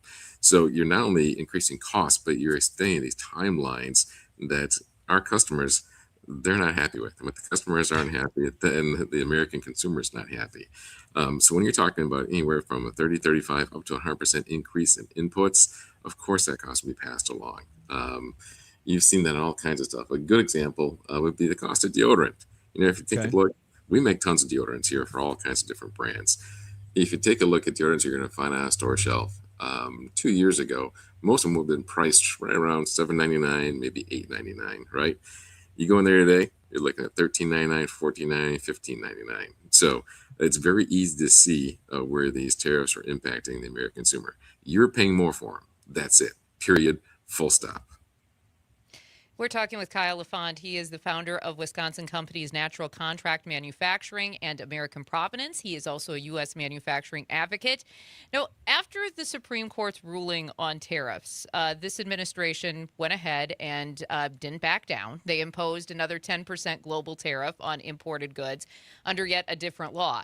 So how much uncertainty does that create for companies that are trying to plan budgets? You mentioned the supply chain. We know that there's this impact in the Middle East now, which we'll get into a little bit more. But how does all of that play into what you're trying to do on a daily basis? Yeah, it just turns around to luck. Hey, good luck planning anything. This administration has shown such a complete lack of understanding and lack of long-term thought. I've said since the get-go that there is a time and a place for tariffs. If you're strategic and surgical with where you place those, I'm looking specifically at China. We've ignored the China problem for the past 45 years. There's time and a place. But to come in with a sledgehammer and apply these tariffs across the board to everything, that's just stupid. There's no other way to say it. So again, these costs, I had to shoulder them for a long time, and now, of course, I pass them on to the consumer, and that's what pretty much every single company has done that imports from other nations. So anything that's tariffed, guess what? As a U.S. consumer, you're paying for it. There are all kinds of stuff out there, all kinds of figures. Some people estimate that tariffs cost the average American household somewhere between $1,100 and $1,500 last year. I think that's on the low end. I think it's actually much more than that if you really dig in and figure out where these costs were all absorbed. Kyle, as an advocate and talking to other small business owners, are the stories similar? And we've heard now that some small businesses are being driven out of business just because of the increased costs. Are you seeing that bear out across Wisconsin? I am. Most businesses operate on razor thin margins. A lot of folks here, we're not out to gouge consumers or to have prices that are exorbitant. Everything from your coffee shop. Coffee imports have been hit really, really hard. You're going to see a lot of coffee shops raising prices, maybe smaller independent shops closing, which is terrible. And that's where it really hurts when you talk about small, independent, family-owned local businesses. They're the ones that are paying the brunt of these prices. These global corporations, they can absorb some of these costs. And of course, they've got insiders and lobbyists in Washington to kind of ease the pain. But for Main Street businesses, we're the ones that are bearing the brunt of this and taking it out of the chin. And this administration has shown that they care more about international corporations and the billionaire class, the Epstein class, than working class folks like myself and other business owners. Kyle, there's several Wisconsin companies, and as we talk about the different size companies, from the smaller ones to the larger ones, we're talking the larger ones who have filed the lawsuit. I mean, we're talking Kohl's, Milwaukee Tool, Ashley Furniture, and they're suing to get some of their tariff payments refunded. What does that essentially say to you as a manufacturer when businesses feel that the only way they can possibly get their money back is when they have to go to court? And obviously, you just mentioned a little bit of the impact of the small businesses. They can't shoulder those types of court costs like these big companies can. That's just it. I'm not aware of any small business like myself that has in-house counsel that can take on these legal matters. It's just not. It's not reality. So, for a lot of us small business owners, we have to band together, utilize organizations like Main Street Alliance to really kind of shoulder the burden there and make sure that our voices are heard. Those large corporations, they're going to fight tooth and nail because they have the time, money, people, resources to get it done. And that's great for them, but that's not going to trickle down to small businesses like mine. We've talked again as a community about how these tariffs have been terrible for our businesses, but we don't know if there's any way for us to ever recoup those costs. Yeah, it's going to take some extraordinary measures to get it done for small businesses and Main Street businesses like mine. Kyle LaFond is our guest. He's the founder of Natural Contract Manufacturing in American Providence. If you go to AmericanProvidence.com, you can learn all about the company based here in Wisconsin. We're hearing now that with the Strait of Hormuz being closed and all the, we know oil is not getting through. How much effect will this add to what you're going through already as a small business owner? It's going to be very interesting. Again, this administration, they've shown that no interest in long-term planning or strategy. Because of the sanctions that we've imposed on Iran for years, oil from Iran really doesn't come to the States. Oil from Iran has been fueling China's growth for years. So if you're cutting off oil from Iran to get to China, of course, Chinese inputs are going to increase. And so the costs I'm paying now for packaging, labeling, equipment, all those are going to go through the roof. So I'm not very optimistic about any type of breaks from China or other Asian nations here in the foreseeable future. If there was a strategy, if there was any long-term thought to this quote-unquote excursion that we have now in Iran, these things would have been considered and planned and thought about months in advance. This administration just is so impulsive and operates on just irrational thought all the time. And so, unfortunately, what the whim of the president is doing is going to affect businesses like mine more than I can even comprehend at this point. So if with the energy prices, because we're watching the price of oil skyrocket kind of before our eyes, we're watching consumers have to pay more at the pump every single day. What do those prices, if they stay elevated at that level, what kind of industries in Wisconsin are going to see the hit first? Is it going to be everybody across the board, or will we see a domino effect? You're going to see everybody across the board get hit. With these gas prices going up, shipping is going to be diminished. You're going to have a lot of folks that are looking to cut back on spending. Affordability is the biggest issue facing this nation right now. And I don't understand why this administration feels that it's right to keep on increasing prices when folks are begging for breaks. It's just not happening. So I think you're going to see a general slowdown in the economy because folks are going to be tight-lipped and keep their pockets, keep their wallets in their pocket rather than spending on consumer goods. So I'm really very tepid on what's going to happen over the course of the next 6 months. I think the end of 2026 here could be disastrous for the American economy if things continue on this path. Where do you think the breaking point might be for not just you, but other small businesses that you talk to? Because there is that, you're paying more, the consumer's paying more. The consumer doesn't want to pay, but even if they really support your product, there is that line where they say, I can't spend this much anymore. So where does that tip? It all will end up falling on the small business owner, correct? Because if I stop buying your product, there's nothing you could do about it. You can't lower the prices and go out of business that way. So you're in a no-win situation, right? That's just it. I look at consumer spending. If you look at, I think it was Q4 of last year, 50% of all consumer spending was spent by the top 10%. That's very, very troubling. Yeah. If you think about it, folks that are doing well are going to keep on doing well. Folks that are struggling are struggling even further. So for me, if I'm looking at consumer spending, and if we get to a point where consumer spending remains 50, 60% by the top 10%, then we're in a really, really bad spot because folks just don't have disposable income. They're going to be focused on necessities rather than on discretionary items like those that we make. Kyle, we have just about 30 seconds left. I know this isn't very much time, but for people listening today who are consumers, What's your, as somebody who's manufacturing these goods, what's your one piece of advice you could give them right now? Speak up, call your politicians. Reach out to your federally elected officials, those in Congress and the House and the Senate. Tell them that, hey, this administration is out of control. We need to rein in everything that this Trump administration is doing and plans to do in the foreseeable future.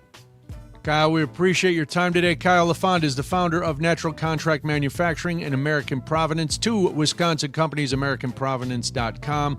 Kyle, have a great rest of your day. Thanks for the information.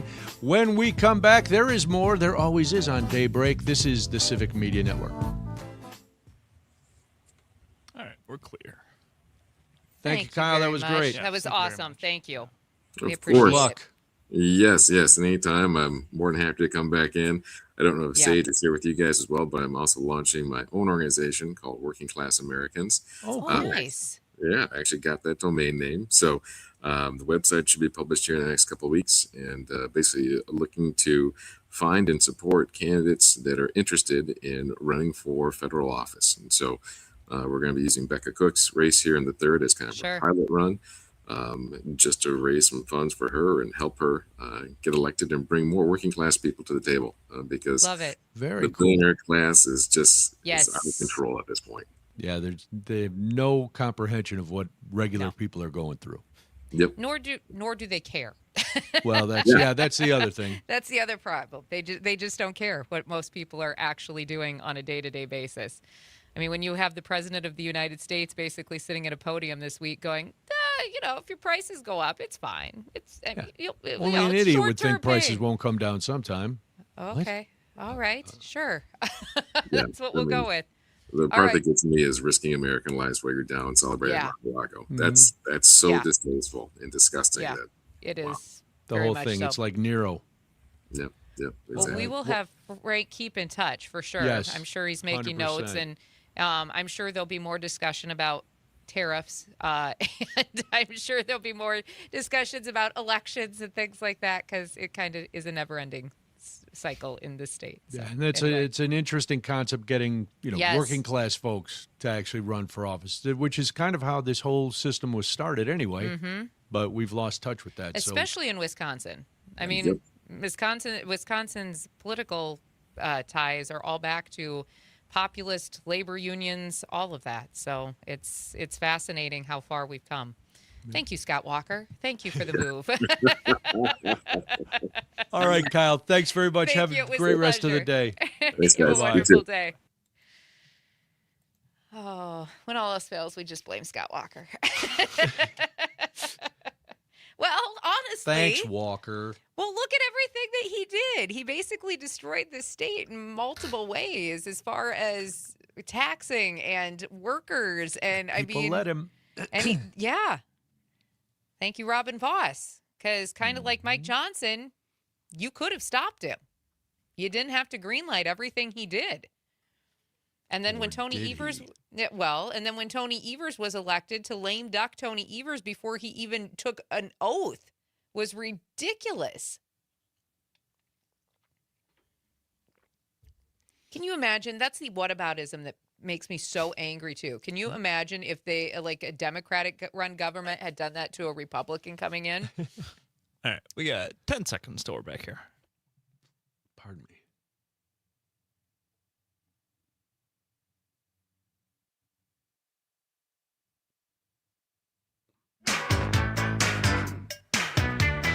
Wisconsin wakes up here.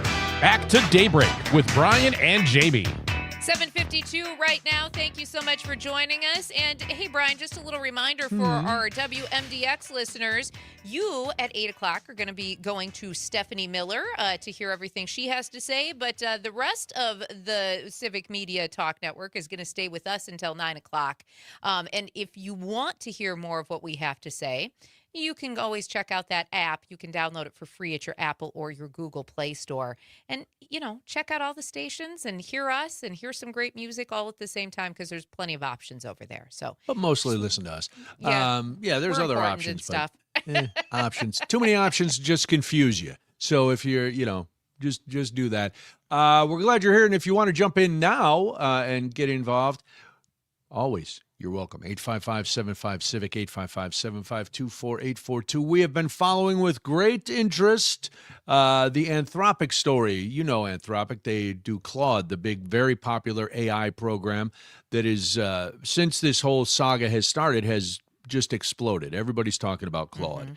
Well, you also remember that Anthropic was put on the Defense Department's list as a supply chain risk because they refused to capitulate to some of the uses that the Pentagon wanted their program to be used for. They said, no, we haven't done enough research. It's not, we will not allow you to use it that way. So then Pete Hegseth decided that they were too woke for the military and put them on that risk, canceled their contracts, which cost millions. Well, now, as the saga continues, Anthropic is suing the Department of Defense and other federal agencies.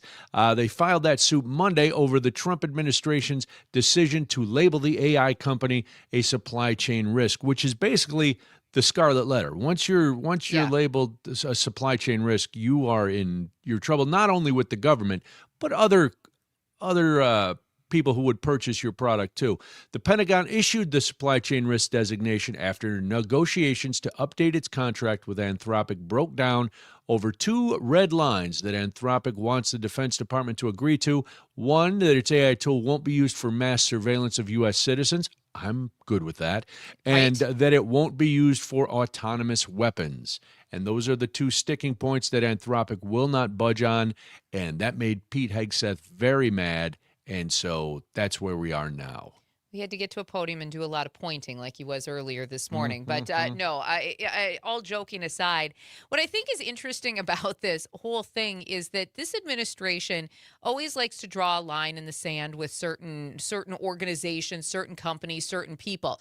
Companies and people and organizations that you probably wouldn't have paid any attention to any other time in your life. Exactly. And then they amplify it to the point where Claude is now one of the hottest, most in-demand type of word systems, AI functions that anybody is even talking about.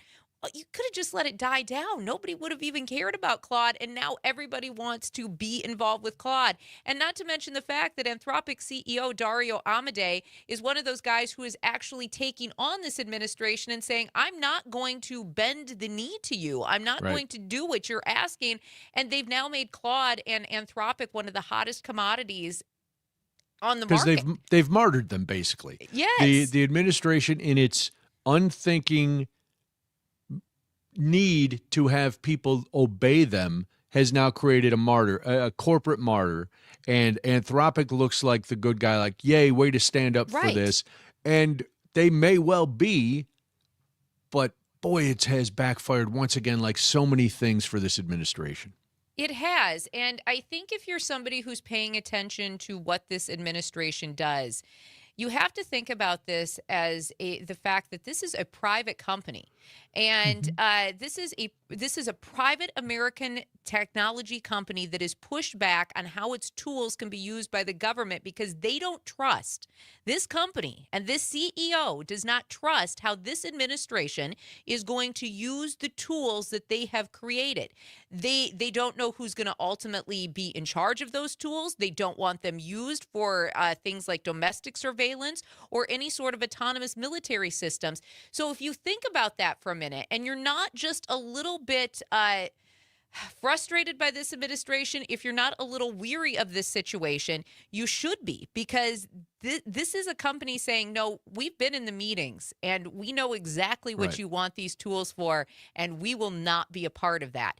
That should make all of us take a moment and go, whoa, what exactly are they trying to do with these AI tools at this point? And then once again, this administration loves to be punitive. Instead of just canceling the contract or allowing the contract to expire, they need to go an extra step and try to make an example out of Anthropic. And it's again, it's not working. So they're, they thrive on the misconception that the more cruel and punitive they are, the more people will bend to them. And up until this point, we've seen it with media companies and other and some law firms. People do bend rather than have to fight it in court. Anthropic is saying, no, you've basically ruined our reputation. You have made it look like we are a risk to the security of this nation, and we are not going to have it. And you are going to have to answer for this in court. And I don't know who would want mass surveillance in this country that is not going to believe that Anthropic is doing the right thing. Autonomous weapons. I'm not a military expert. So I can't really speak clearly on that. I think it's good that we can't just have AI making the decisions. I think it's good to have human being when it comes to methods of war and tools of destruction. You need human minds and people there to run it. I mean, artificial intelligence is going to shape a lot of things going forward. Everything from our national security to our policing, our healthcare, our economy, even elections. I'm not naive to any of that. But if companies can't trust the government with how that technology is going to be used, they're going to start pulling back, like we're seeing Anthropic do right now. And if the government starts labeling those companies as risks simply because they set ethical limits for themselves, that's going to discourage innovation. It's going to discourage cooperation. At the same time, technology is going to keep moving faster than ever. And this is definitely something you're going to have to pay attention to going forward. It's 7:59 right now. You are listening to Daybreak. I am Jamie Martinson. And I'm Brian Noonan. If you're leaving us, come listen on the app. If not, we'll be back with the final hour of the show on the Civic Media Network.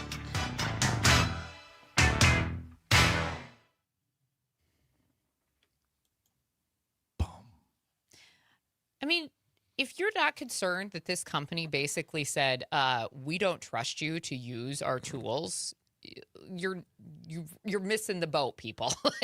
It's become quite an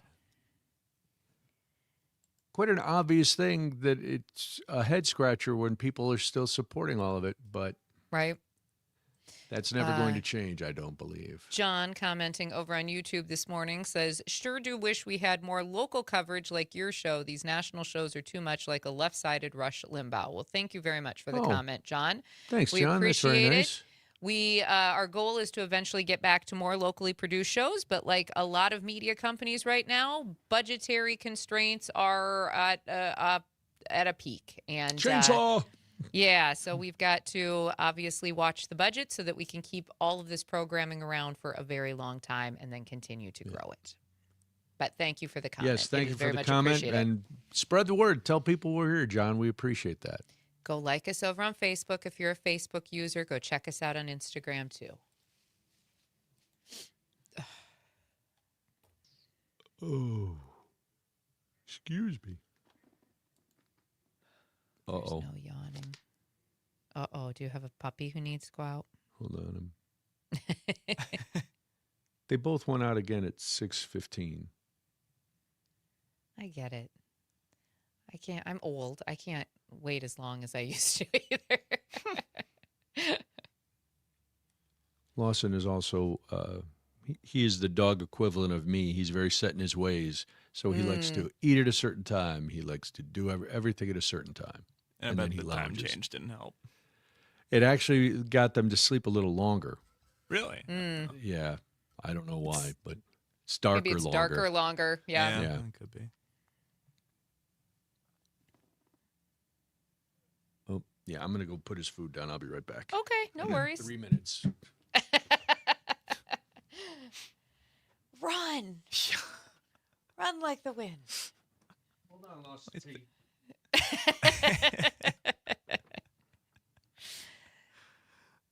See, if I was at home, Aspen would be right here, right in my face, up here. She sees a camera and she thinks everybody wants to see her. So she's, of course, we do. Because she can see me, and then she thinks that everybody wants to see her, and she's always right by my side. So her cute little puppy face shows up everywhere. She shows up in meetings. She shows up in my Brady Bunch boxes when I'm trying to talk with people. She shows up sometimes when I'm trying to voice things at home. If you ever hear a little sniff in anything that Jamie and you will voices. hear it. You will hear it. She's part beagle, so she's got like the nose. Yeah. She doesn't miss anything. It's ridiculous. And then sometimes when I'm in the middle of meetings, she sleeps on my bed because she's behind me. And so she starts dreaming. And so then in the background, you hear the puppy dreams of, yeah. It's adorable. Very annoying for everybody else, but adorable. What do you mean that unnecessary sound is not helpful when you work in sound? She's so cute, though. It's hard to resist her. She's adorable.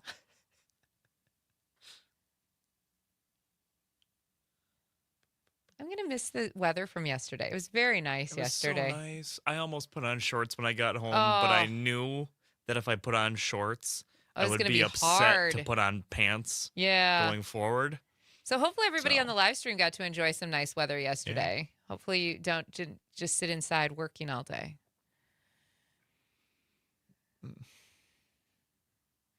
I want it back. I know.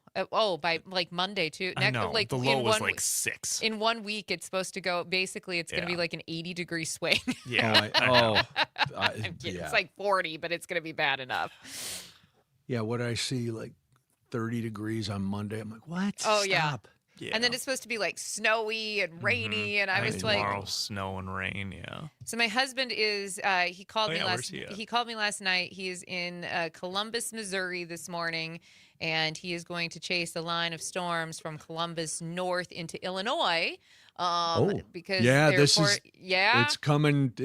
Tonight is supposed to be really bad. It's that Illinois this time of year, we were just talking about it, always has like this time of year in parts of the state because it's just south enough that you get that warm air, and then we've got that really cold Arctic air coming back in. So he's like, oh no, he's like, it's the classic Illinois dry line in March. And I was like, ooh, the classic. The classic one. Everybody's talking about it. You're familiar. So then he's going to pop into Iowa. We have a good friend over there who just lost his wife. So he's going to pop into Iowa to see them before he makes his way up home. I said, so like sometime this weekend? He's like, Saturday probably. I was like, oh, okay. All right. Maybe. Hold the fort down for a little bit longer. Jamie, I don't know if you understand. There's classic lines of storms. There are. They're classic lines. Well, it is. Southern Illinois is a completely different climate than Northern Illinois. Yes, absolutely. I suppose with the lake. Yeah. It's just... It's actually one of our favorite places to chase. We've got a little less than 10 seconds here.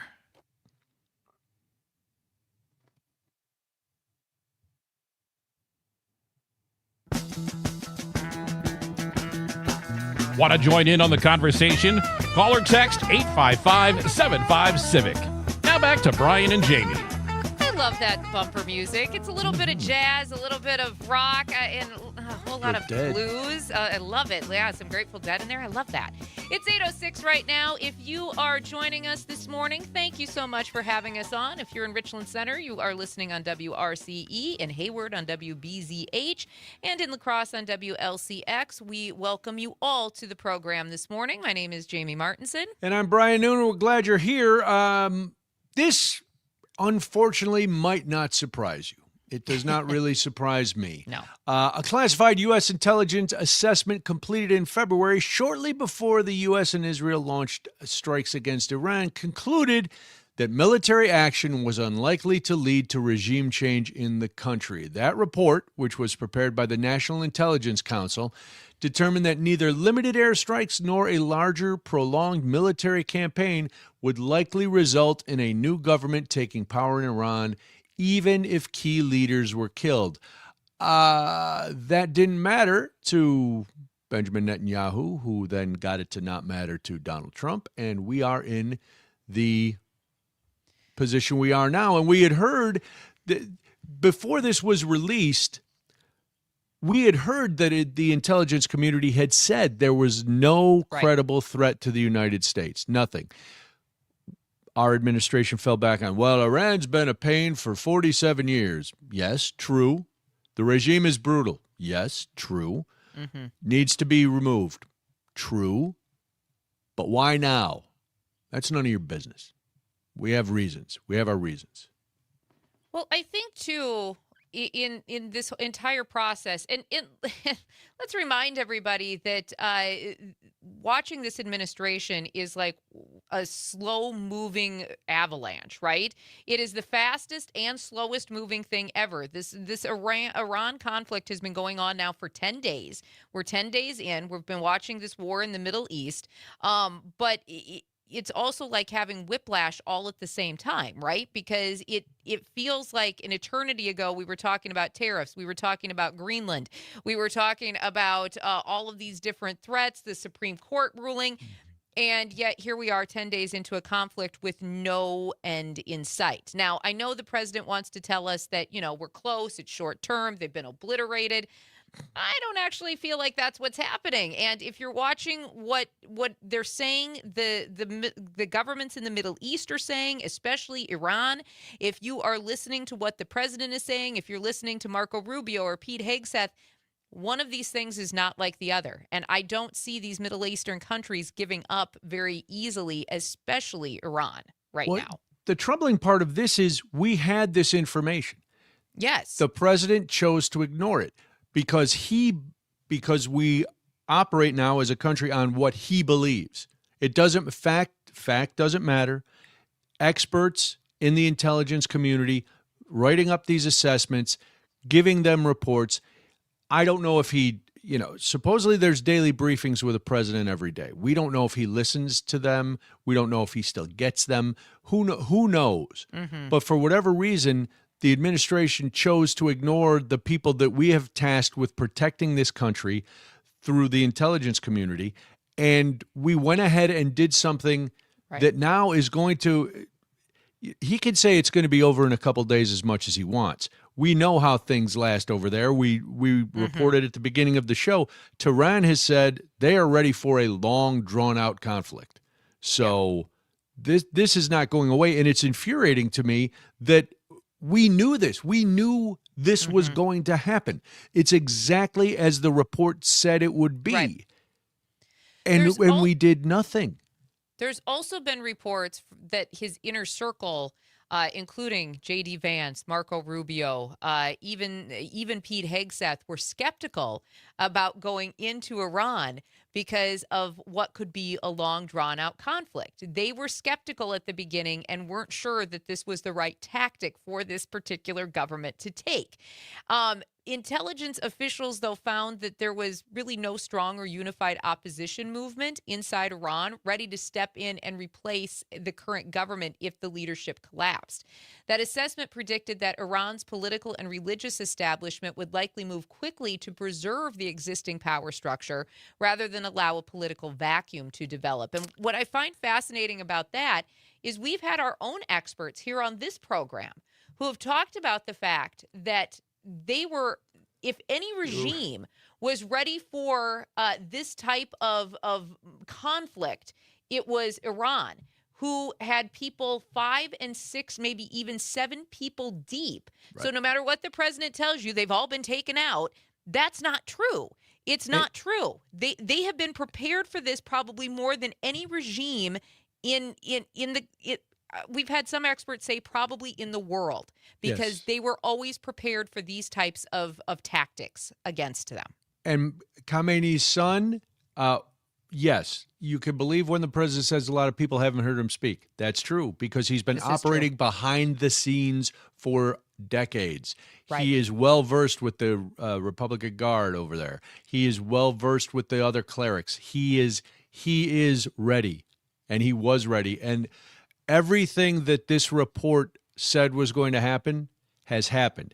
It also stated that there is tension between the administration and the intelligence community because the president dismisses their findings and says they're part of a deep state with a political bias. This is the kind of dangerous and careless behavior that led us to this point, right, and will continue to lead us down a road. I was going to say to destruction. That's a little hyperbolic, but it's going to lead us to a road with very questionable and I would predict not pleasant endings.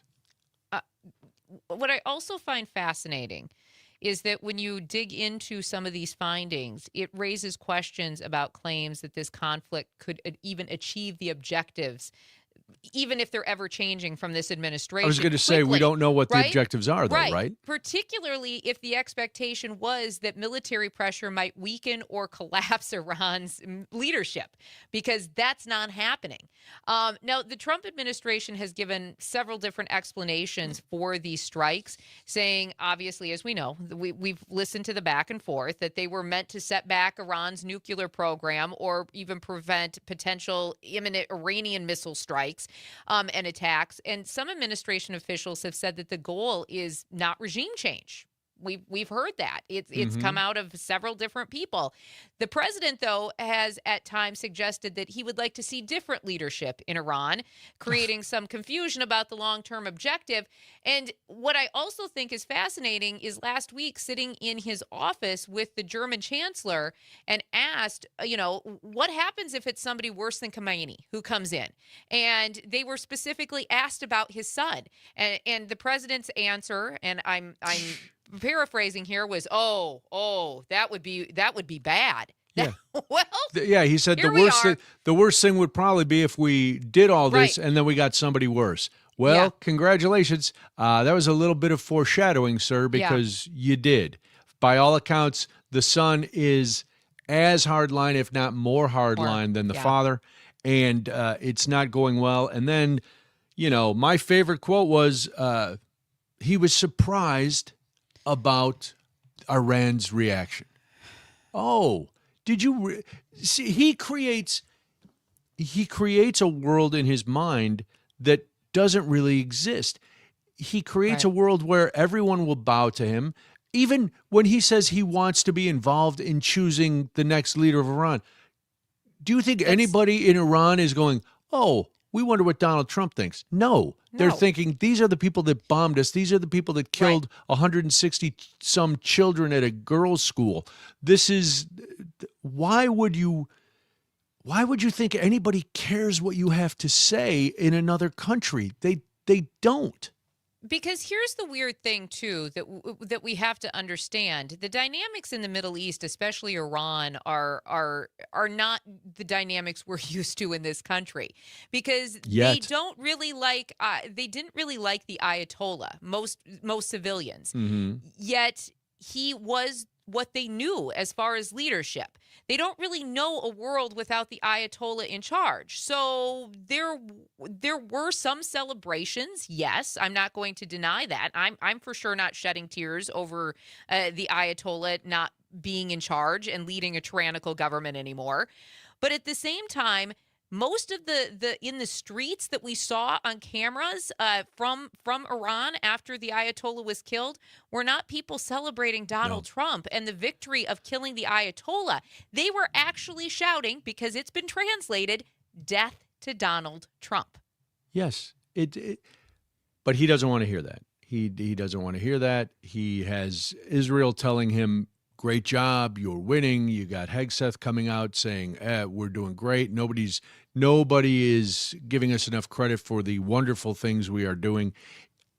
We're glossing over again this decision to ignore the intelligence reports. All he had to do, and all the administration had to do, was listen to the intelligence and go, okay, we've been hunting this guy for a while. Israel really wants him gone. Let Israel handle it. And if there's retaliation and we decide to help, that's fine. But this isn't our fight right now.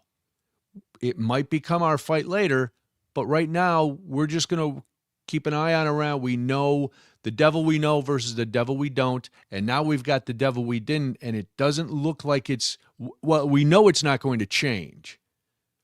Now we've stirred the hornet's nest where we have also now become a target, more so than we were before. I think what troubles me most is which is part of this ignoring the intelligence report conversation, but the fact that we lean on things like, well, Bibi told me, Bibi recommended we needed to do this. And the fact that this president, instead of listening to career officials who know a thing or two. In your own country. Right. He leans on this small inner circle of thinking. And these are people who critics say don't always have the experience or the qualifications when they're making big decisions, especially this big. And that is a danger to all of us because career intelligence officials, diplomats, military experts, they exist in our government for a reason. Their job is to essentially analyze information. It's to challenge the assumptions. It's to warn the president or other leaders when something might not go according to plan, which is exactly what was done here. If those voices start getting shut out, like we know this president likes to do and has done in this particular case, if experienced professionals are ignored because these conclusions are just inconvenient to the president of the United States, then these decisions are made in an echo chamber, which is what this is beginning to look like when we're talking about Iran. And history shows us that when that starts to happen, wars become miscalculated, conflicts last multiple years, much longer than they need to, and the consequences are going to ripple across the world, not just in the United States, not just in the Middle East, but across the world. And that is essentially what we're already starting to see play out 10 days into this Middle Eastern conflict. No end in sight, no matter what we tell. Still no hard and fast reason why we're there. It will continue to be this way, and you are just supposed to listen, believe, and go along with it. And if you're worried about prices, you're an idiot, and that's the way it goes in America today. It always goes back to the believe what you see and hear, not what they're trying to tell you. That's what it always goes back to. You got to believe with your own ears and eyes. Possible good news for Democrats in the Supreme Court arena here in Wisconsin. We will get to that and more. This is Daybreak. I'm Brian Noonan. I'm Jamie Martinson. You are listening to the Civic Media Network.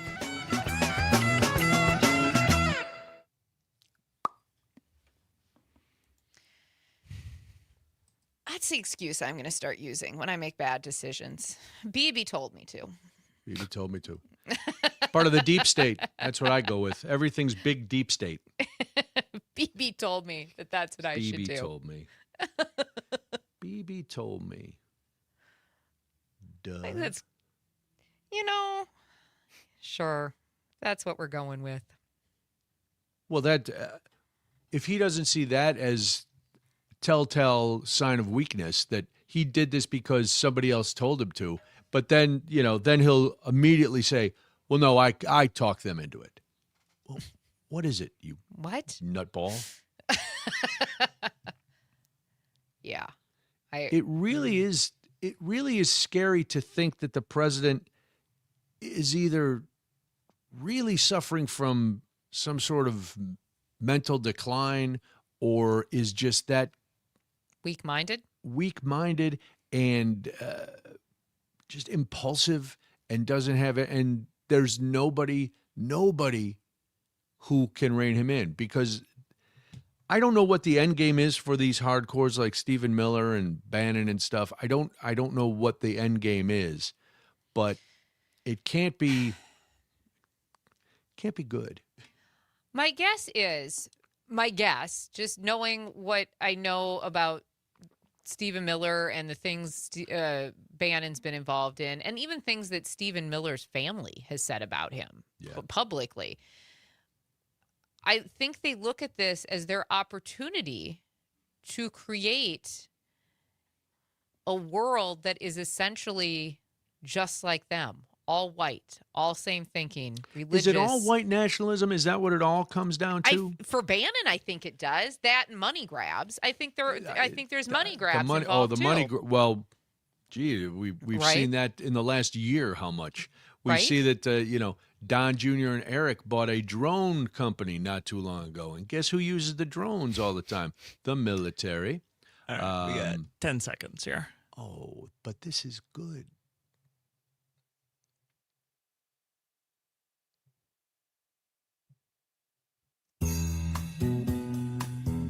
Fairly solid and better than expected. It's Daybreak with Brian and Jamie.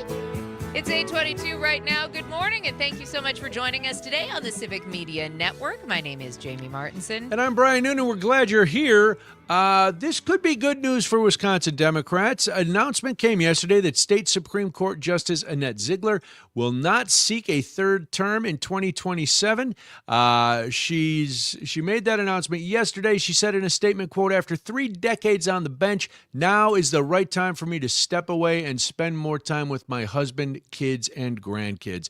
That's everybody who retires. They all want, listen, you spend enough time with your family, you go, I wish I was still working. This is crazy. But she is one of the lone conservative, she's in the conservative minority on the court. So, Jamie, this has to be encouraging news for Democrats, perhaps. I think so. And if you are a election junkie, probably means yet another election in 2027, maybe 2028. I guess it will depend on how this plays out. But again, she won't be seeking that third term next year. So we'll have to, that spot on the Wisconsin Supreme Court will have to be filled. Now, if you don't know much about her, she's got a bachelor's degree in psychology as well as business administration, actually earned a law degree from Marquette University in 1989. She was a private practice attorney as well as a prosecutor until 1997 when then Republican Governor Tommy Thompson appointed her to the Washington County Circuit Court. And then in 2007, she beat attorney Linda Clifford for her seat on the Wisconsin Supreme Court in a race that cost about $6 million at the time, Brian. That was a record for a court race. So going all the way 20 years. I was going to say 20 years. This state has been pumping money into these Supreme Court races forever, and it's just gotten more and more bizarre and more expensive. Just every year, it's like, oh, good. It's kind of insanity. And if you don't remember, it is political insanity. If you don't remember back in 2008, shortly after Ziegler joined the court, her colleagues actually reprimanded her for handling cases as a circuit court judge involving West Bend Savings Bank. She and her husband was a director there at the time, and she is the only justice in state history to be disciplined by her own peers. Which I think is also fascinating little, would we say blemish? Maybe a blemish on the record. Just a little bit. It is. I think if you're the only one ever, yes, that counts as an interesting blemish. But this is fascinating because we are currently sitting at another election. We already have a Supreme Court election coming up on April 7th between Democrat Judge Chris Taylor and Republican Judge Maria Lazar. By the way, early voting starts March 24th, so get ready for that.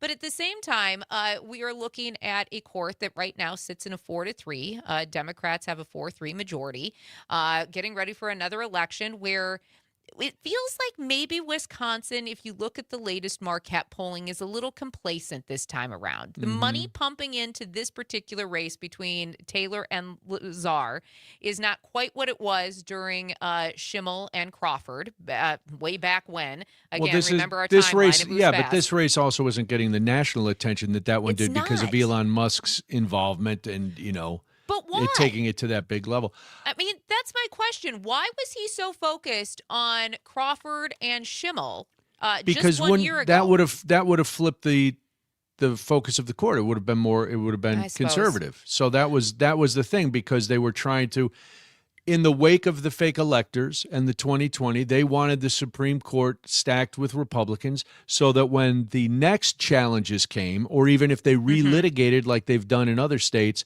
that they were hoping that the Supreme Court would rule in their favor. So they were trying to buy more decisions by putting more like-minded people on the court, and it didn't work, and that was the big battle. And now we don't feel that pressure this time around. But complacency is a very dangerous thing because the balance of the court can shift any election. It can shift, and if you go from 4-3 to 5-2, you're a little better off, and you've got a little more breathing room. But complacency is not an option at this point. No, absolutely. And I think that's what we're seeing in the recent polling from Marquette is not only are we seeing complacency for this Supreme Court race, we're also seeing it across the board with the gubernatorial race, especially on the Democratic side, where right now you have the seven Democrats all vying for the top spot to run against presumably what's going to be Tom Tiffany. He is obviously the Republican frontrunner. But, I guess I'm a political junkie, so if we're talking another major statewide election, I'm down. I'm ready for another one. I mean, this is what we breathe on, like cheese curds and elections in this state. I mean, what else do we have? This has literally become a state where we have elections almost every single year. There's a lot of elections. It's a lot of elections. I mean, let's be real. This year alone, we have 4. We're down to 3, but we still have 3. We have 3 to go. We've already had 1. So, I guess if we're talking the money in politics, because I'm going to assume that depending on how this race shakes out on April 7th, is probably going to dictate how big of a race this potentially is between Ziegler's Republican replacement and potentially a Democrat replacement.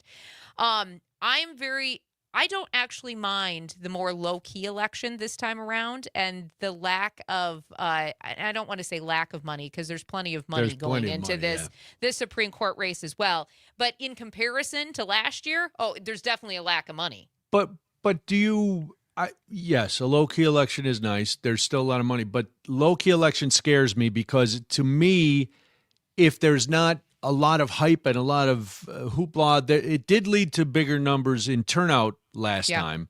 So I fear that low-key will translate to low turnout, which is never a good thing in any election. So don't rest on your laurels, folks. I guess we're about to find out who's got the better grassroots effort. Is it going to be the Democrats or the Republican? Because this one's going to be probably one in the grassroots. It's 8:29 right now. This is Daybreak. I'm Jamie Martinson. And I'm Brian Noonan. Perhaps public buy-in to Badger Care. We'll talk about it after this. It's the Civic Media Network.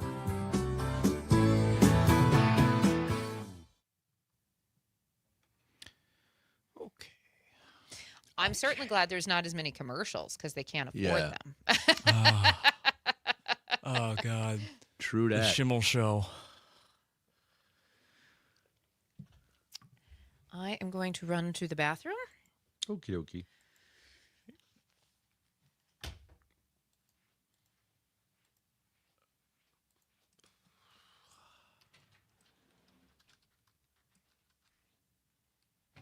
All right, show behind the show. This is your chance to ask me anything. Oh. Yeah, I've got to do a little AMA at 8:30 on a Tuesday.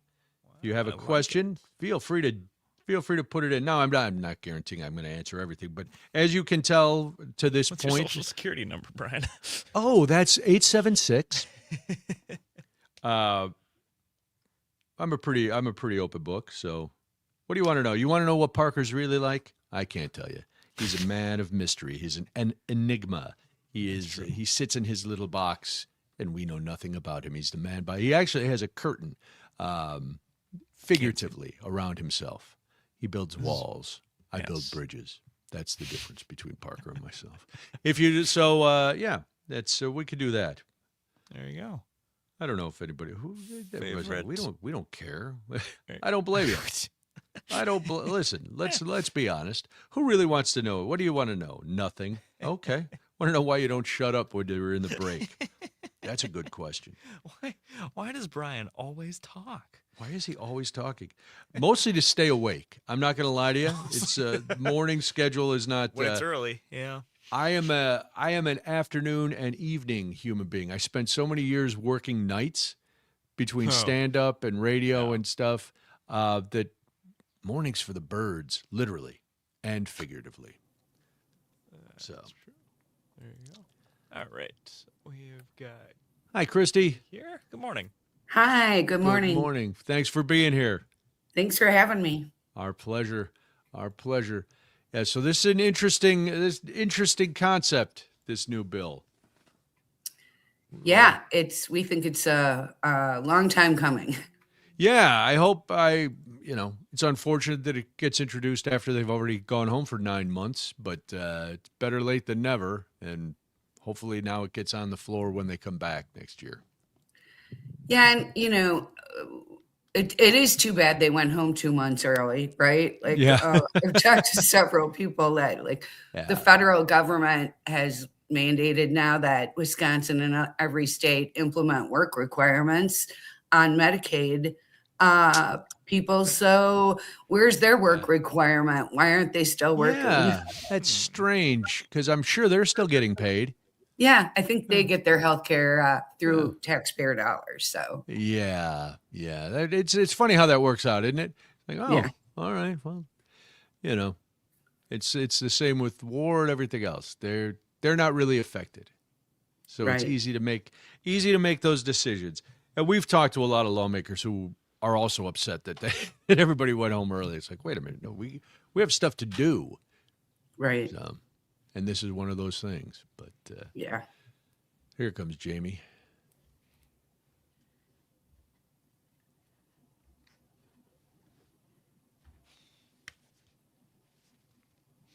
Looks like you got up there pretty easy.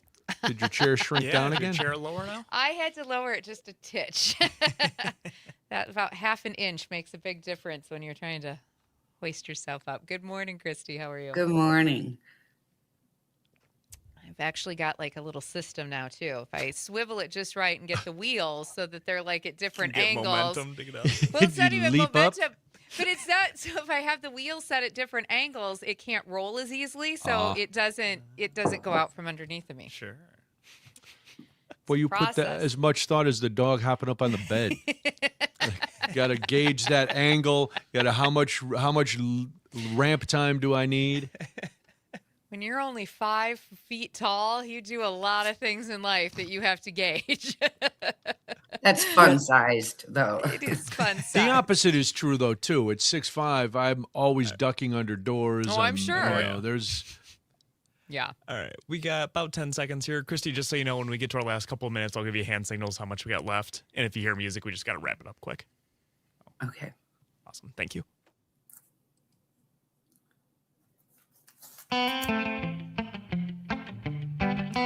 Local news, community stories, and the conversations that matter most. Now, more Daybreak with Brian and Jamie.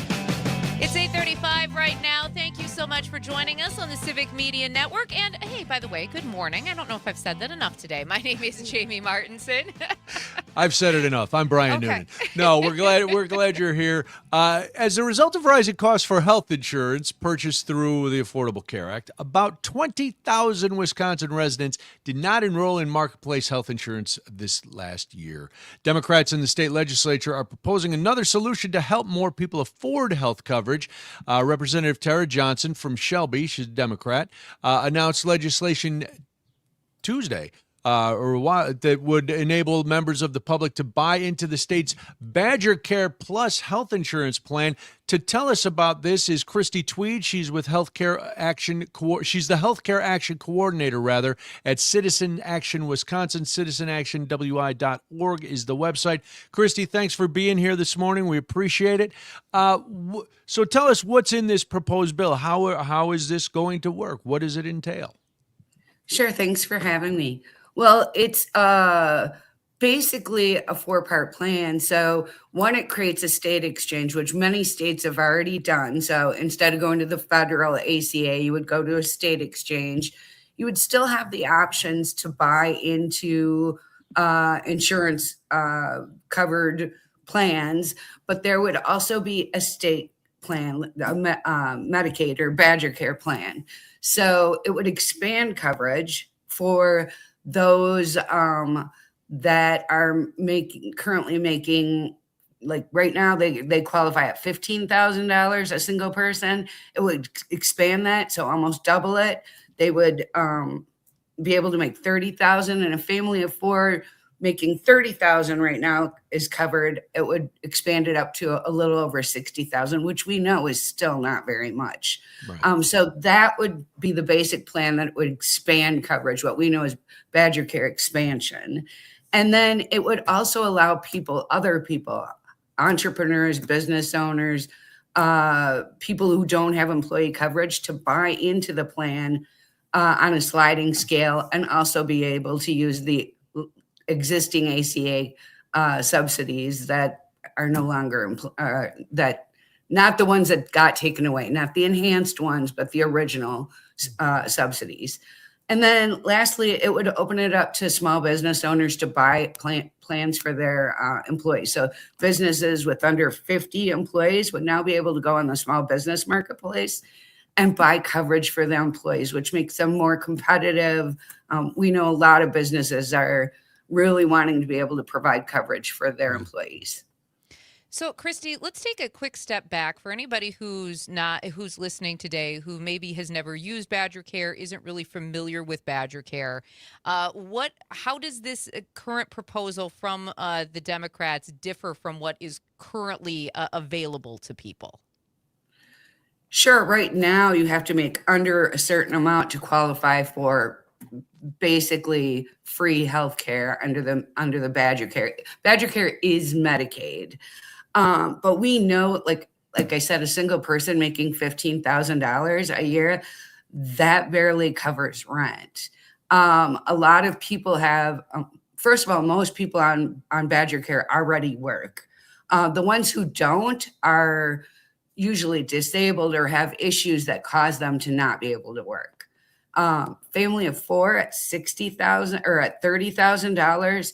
Who can afford the premiums that are now being thrusted on us, especially after HR 1 and the sort of obliteration of the enhanced premium tax credits?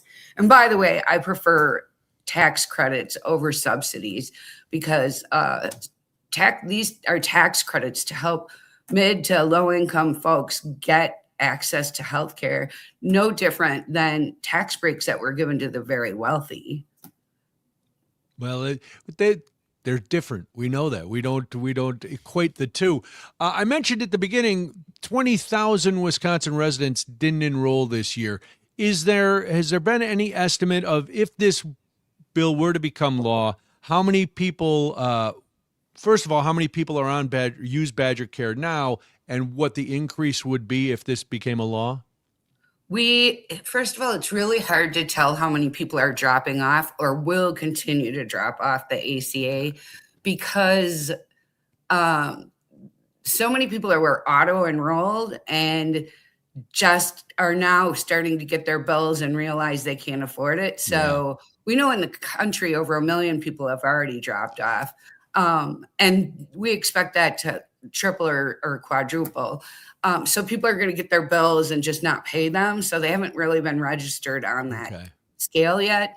The other thing is many people have dropped to a lower plan. So if they were on the gold plan before, now they're on a silver or bronze plan, which unfortunately, those plans have very high deductibles and high copays.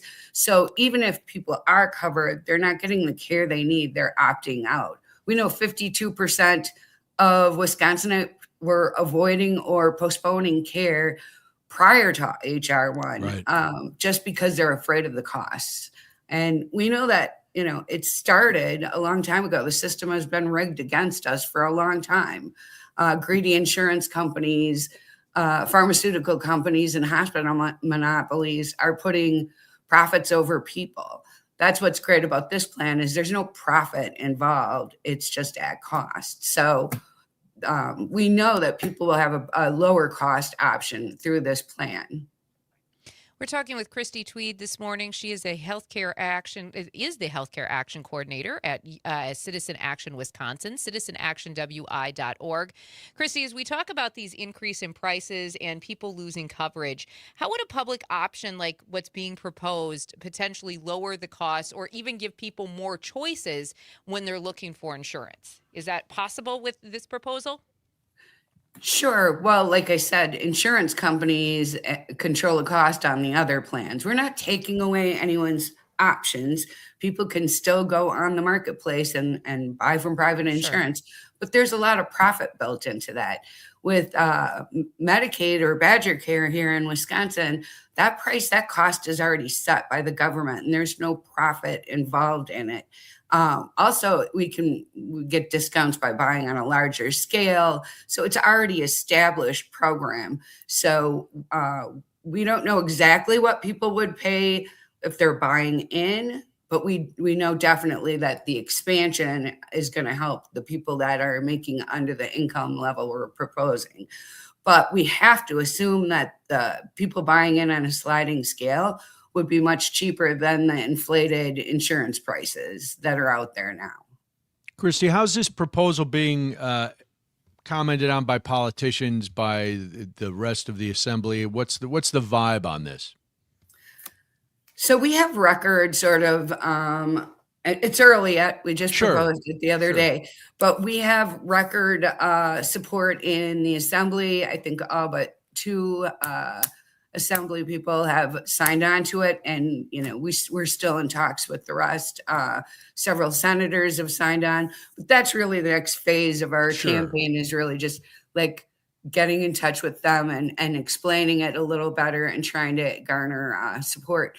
The other thing is we need to, as people, make our voices louder than, like, say, the hospital association, right? So that's an important part of the work that I do, is going around the state, talking to our co-ops, doing town halls, making sure the public's aware, and sending their representatives letters and making phone calls and making sure that they know that the public wants this. Are any of the gubernatorial candidates piggybacking on this now and using it as campaign fodder? They are talking about a public option, which is exciting because, Governor Evers put it in the budget last time and it got struck out, and we feel like maybe could have fought a little harder for it. I know it's a complicated process, not dissing on Governor Evers, but we see a lot of the, at least Democrat candidates, talking about some form of a public option. And that's something that we will also be tracking and looking at and holding candidates accountable for too. A lot of people say that these public programs are going to cost taxpayers more. So let's talk about that for a minute, because as obviously a proponent of this, and as this bill, we find out more about it, how do supporters of this proposal respond to the concern that a public program would cost the taxpayers more? Sure. Well, first of all, we can't do a completely accurate fiscal analysis right now because the federal regulations haven't even been released on how the expansion and HR1 is going to work. So it's kind of impossible to compare apples to apples. Also, I would say, so that there may be a little cost involved in this.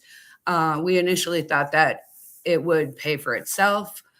We do know less people will be going to the emergency room, right? If they're uncovered, guess what? They go to the emergency room, and who pays for that? So there probably will be some cost, and we think it's well worth it.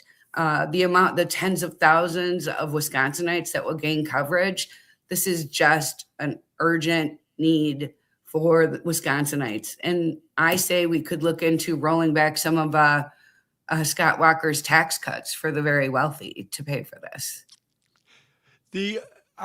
It's probably the same answer that you just gave without, with this being new and there's no fiscal reports yet. Was there any estimate on what the public buy-in would be premium-wise for an individual or a family? You used the individual and the family of 4 as examples before. Any range where this might fall?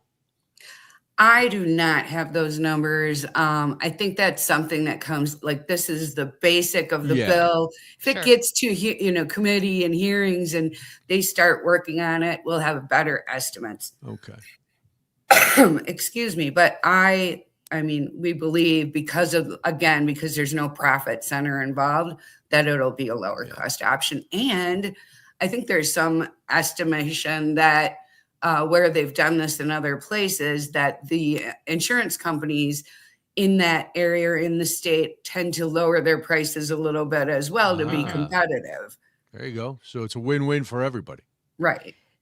With the current political climate, obviously we know that the legislature has already gavelled out for the year. The Senate's getting ready to gavel out for another year. So obviously a proposal for expanded health care is going to face some long odds because of the legislature and the fact that the Republicans have chose to take a little time off.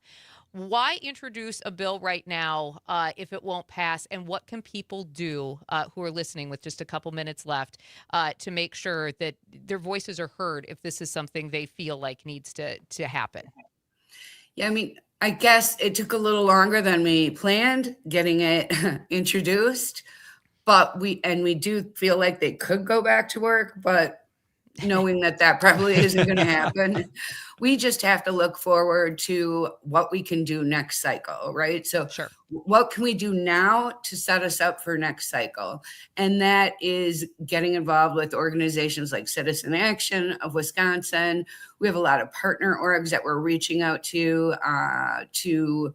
form a coalition behind this. We're doing town halls across the state, press events. We have co-ops throughout the state where you can join our healthcare team. And I actually hold a statewide healthcare team of leaders that work on the ways we can get more people involved and get our voices heard to make sure that they know, legislators know how we feel. Christy, we appreciate your time today. Christy Tweed is the Healthcare Action Coordinator at Citizen Action Wisconsin. CitizenActionWI.org is where you get all the information. Have a great day, Christy. Thank you.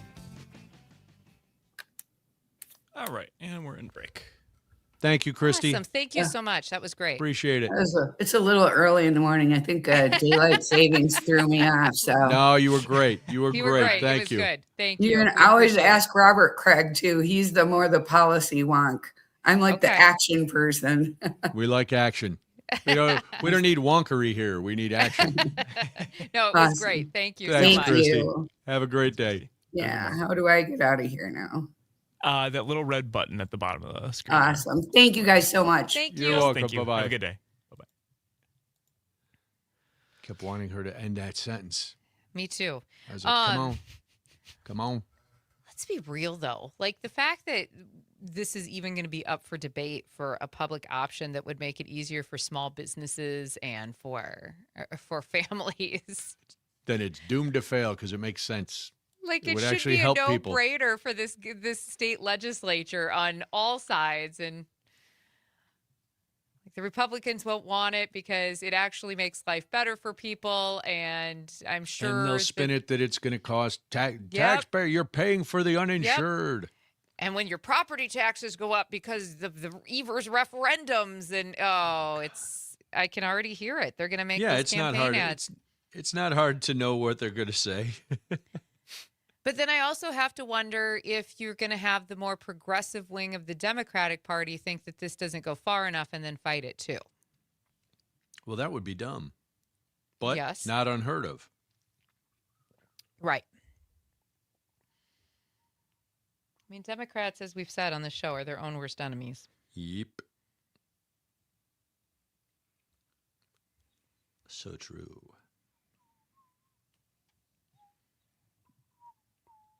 Is that you whistling, Parker? Yeah. Okay. I was like, I hope I'm not hearing things. Your brain is going nuts. Dude. Tony Zimmerman got gas this morning up in his area of the state and paid $3.26 per gallon. Yeah, it's not good. It's going to be bad. I'm already seeing some places like more in the city that it's well over 4, getting close to 5. Yep. Oh man, I thought we were well past that, but no. But it's just short-term pain. I mean, like pretty soon, I feel like they're going to like roll out with those 1940s commercials from World War II, where you do this because you love your country. Like, I feel like this sacrifice you make for your country. I feel like that's where we're headed. Yeah, he already wants me to eat liver instead of ground beef because it's right cheaper. I'm like, no, I work hard. If I want to eat a little ground beef, I don't think that's an extra. I remember when hamburger was not the splurge that they're making it seem like.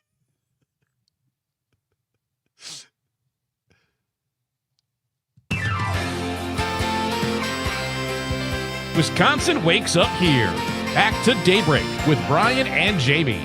It's 8:52 right now. We hope that you are having a great morning. I told Parker one day that I love that music coming back in because it makes me feel like I'm at the end of a 1980s show. You know, like one of those where it had the big end credits and that's it. It's a good feeling. It's Born to Run. Our last segment, we get revved up to hit the door. Not that we don't love spending time with you, but we love spending time here. We do, but our workday's done. I need to go. First thing I go do is to take my mind off politics for 5 minutes. I let the dogs run crazy on me, and we just we do that. Jamie, when we complain about our job, it's mostly tongue in cheek because we got a pretty good gig. But a lot of people do not like their jobs. A lot of people complain. Parker's one of them. Oh, nonstop. Yep. Yeah, you can't stand it. Somehow he's upset with his coworkers. I don't understand it. But anyway, Parker, as bad as you think your job is, imagine spending 11 days in the jungle collecting chimpanzee urine. Not where I thought that sentence was going. Of course not. That's why I'm here. That's what keep you on your toes, Parker. That's right. There's a job that's probably not worse than the job or is worse than the job you had. This happened in 2025 in Uganda. Aleski Moro is a scientist, and he said the most consistent, predictable time to collect chimpanzee urine is in the morning. Just like people, they have to go when they wake up. He's a PhD student in integrative biology at the University of California, Berkeley. And you may be thinking, Brian, why would you talk about chimpanzee urine when we're on our way to work? Because, friends, it's science. It is science. And the reason they're doing this, Jamie, is to try to find out if chimpanzees' attraction to fermented fruits that they eat in the jungle ties into human beings' desire to drink alcohol. So it's monkey and man and booze, and it all comes together in one story where I get to say chimpanzee urine. And to me, those are the three keys in picking a good topic. Well, I love this. I do love a good science, a good science story, even if we are talking about chimpanzee urine. But yes, chimpanzees appear to consume a fair amount of alcohol when they're eating ripe, fermenting fruit, which would make total sense, right? Yes. And so Morrow says that this actually tells us a little bit about human evolution. He says in primates, it could be that when, you smell alcohol, that means that that's maybe where the sugars are. Mm-hmm. So in other words, the scent of fermentation might be a shortcut to a more calorie-dense food. And he was intent on figuring this out. Essentially, the evolutionary origins of human attraction to alcohol. This might say more about Alexi than anybody, but, hey, I'm always down for a good science story. So it turns out that monkeys and apes are not likely consuming enough alcohol to get drunk. Well, that's good, because a bunch of drunk apes running around the jungle would drunk monkeys. Oh, that sounds awesome. That does sound great. I would love an observation deck to watch drunk gorillas go at it. And I'll tell you another thing, Kong. You shut up. I don't care if you're a silverback. I'll whoop you down. But they do have an ancient affinity, and their ancient affinity may actually explain why humans are drawn to this stuff to the point of intoxication. Because, as Morrow points out, this could represent a profound, quote, mismatch between the way we live today and the way we evolved. That's what I tell Debbie every time. I'm drinking because I've evolved this way. This is not, I can't help my upbringing, my DNA, my entire evolutionary tract. So a lot of the ripe fruits that, typically make up a chimp diet in Uganda contain a good amount of ethanol. So Morrow really wondered if the animals were actually consuming the alcohol. It turns out of 19 chimps in the study, urine samples of 17 tested positive for ethanol, and at least 10 of those contained a concentration equivalent to humans having at least 1 or 2 drinks. Chimps know how to party. That's what we've learned from this study. Small number to say that this is definitive, but Morrow says that it's tantalizing. That would totally be a word that a guy who does this would use. Tantalizing, when talking about chimp urine. Listen, monkeys who get hammered, That is tantalizing. That's a story I need to figure it out. I just love that in this day and age, we can still use science to prove that humans and monkeys and still have some sort of connective tissue running through them. Yes. And that even if monkeys are eating fermented fruit in the wild to get hammered, that means that, well, we're going to have an affinity for alcohol too. I would take a chimp out for a mango margarita. That would be, Sure. we'd both get some fermented fruit. It is interesting though. This sounds like a guy, and I love crazy scientific studies because you're like, where did this idea come from? He probably got yelled at for getting drunk one night by his partner, and he said, "You know what? It's like I can't help it. I smell this alcohol, and I just want to. There has to be some ancient link." And now he is out to prove it, and it seems promising. Yeah, well, it's tantalizing, Jamie. What I love about this is he says the next step in his research will essentially be determining whether these chimps are actively seeking out the fruits that contain ethanol or just consuming it by mistake. Yep, that's what I say every time I do. I just consumed that one by mistake. Where'd that bottle of bourbon go? I don't know. I was having some bananas, walking around the jungle, and it's gone by accident. I'm just a monkey. I feel like these are plausible excuses to get us all through life from here on out. And again, we could blame it all on science. And I feel like that's a win-win for all of us. See, this is what science actually gets us, Brian. So you're welcome, folks. If you were going out for a happy hour today and you're afraid you're going to get yelled at when you get home, you're welcome. It's a connection to our primal past. That's right. So there you go. That's the excuse you're going to use. I'm going to go have a mimosa right now. Oh, that's a good that breakfast drink lovely. with fruit. So, Put a banana in it, though. Get more fruit in there. More fermentation. It's 8:59 right now. You are listening to Daybreak. Thank you so much for joining us. I am Jamie Martinson. And I'm Brian Noonan. Have a great day. We will talk to you again tomorrow right here on the Civic Media Network.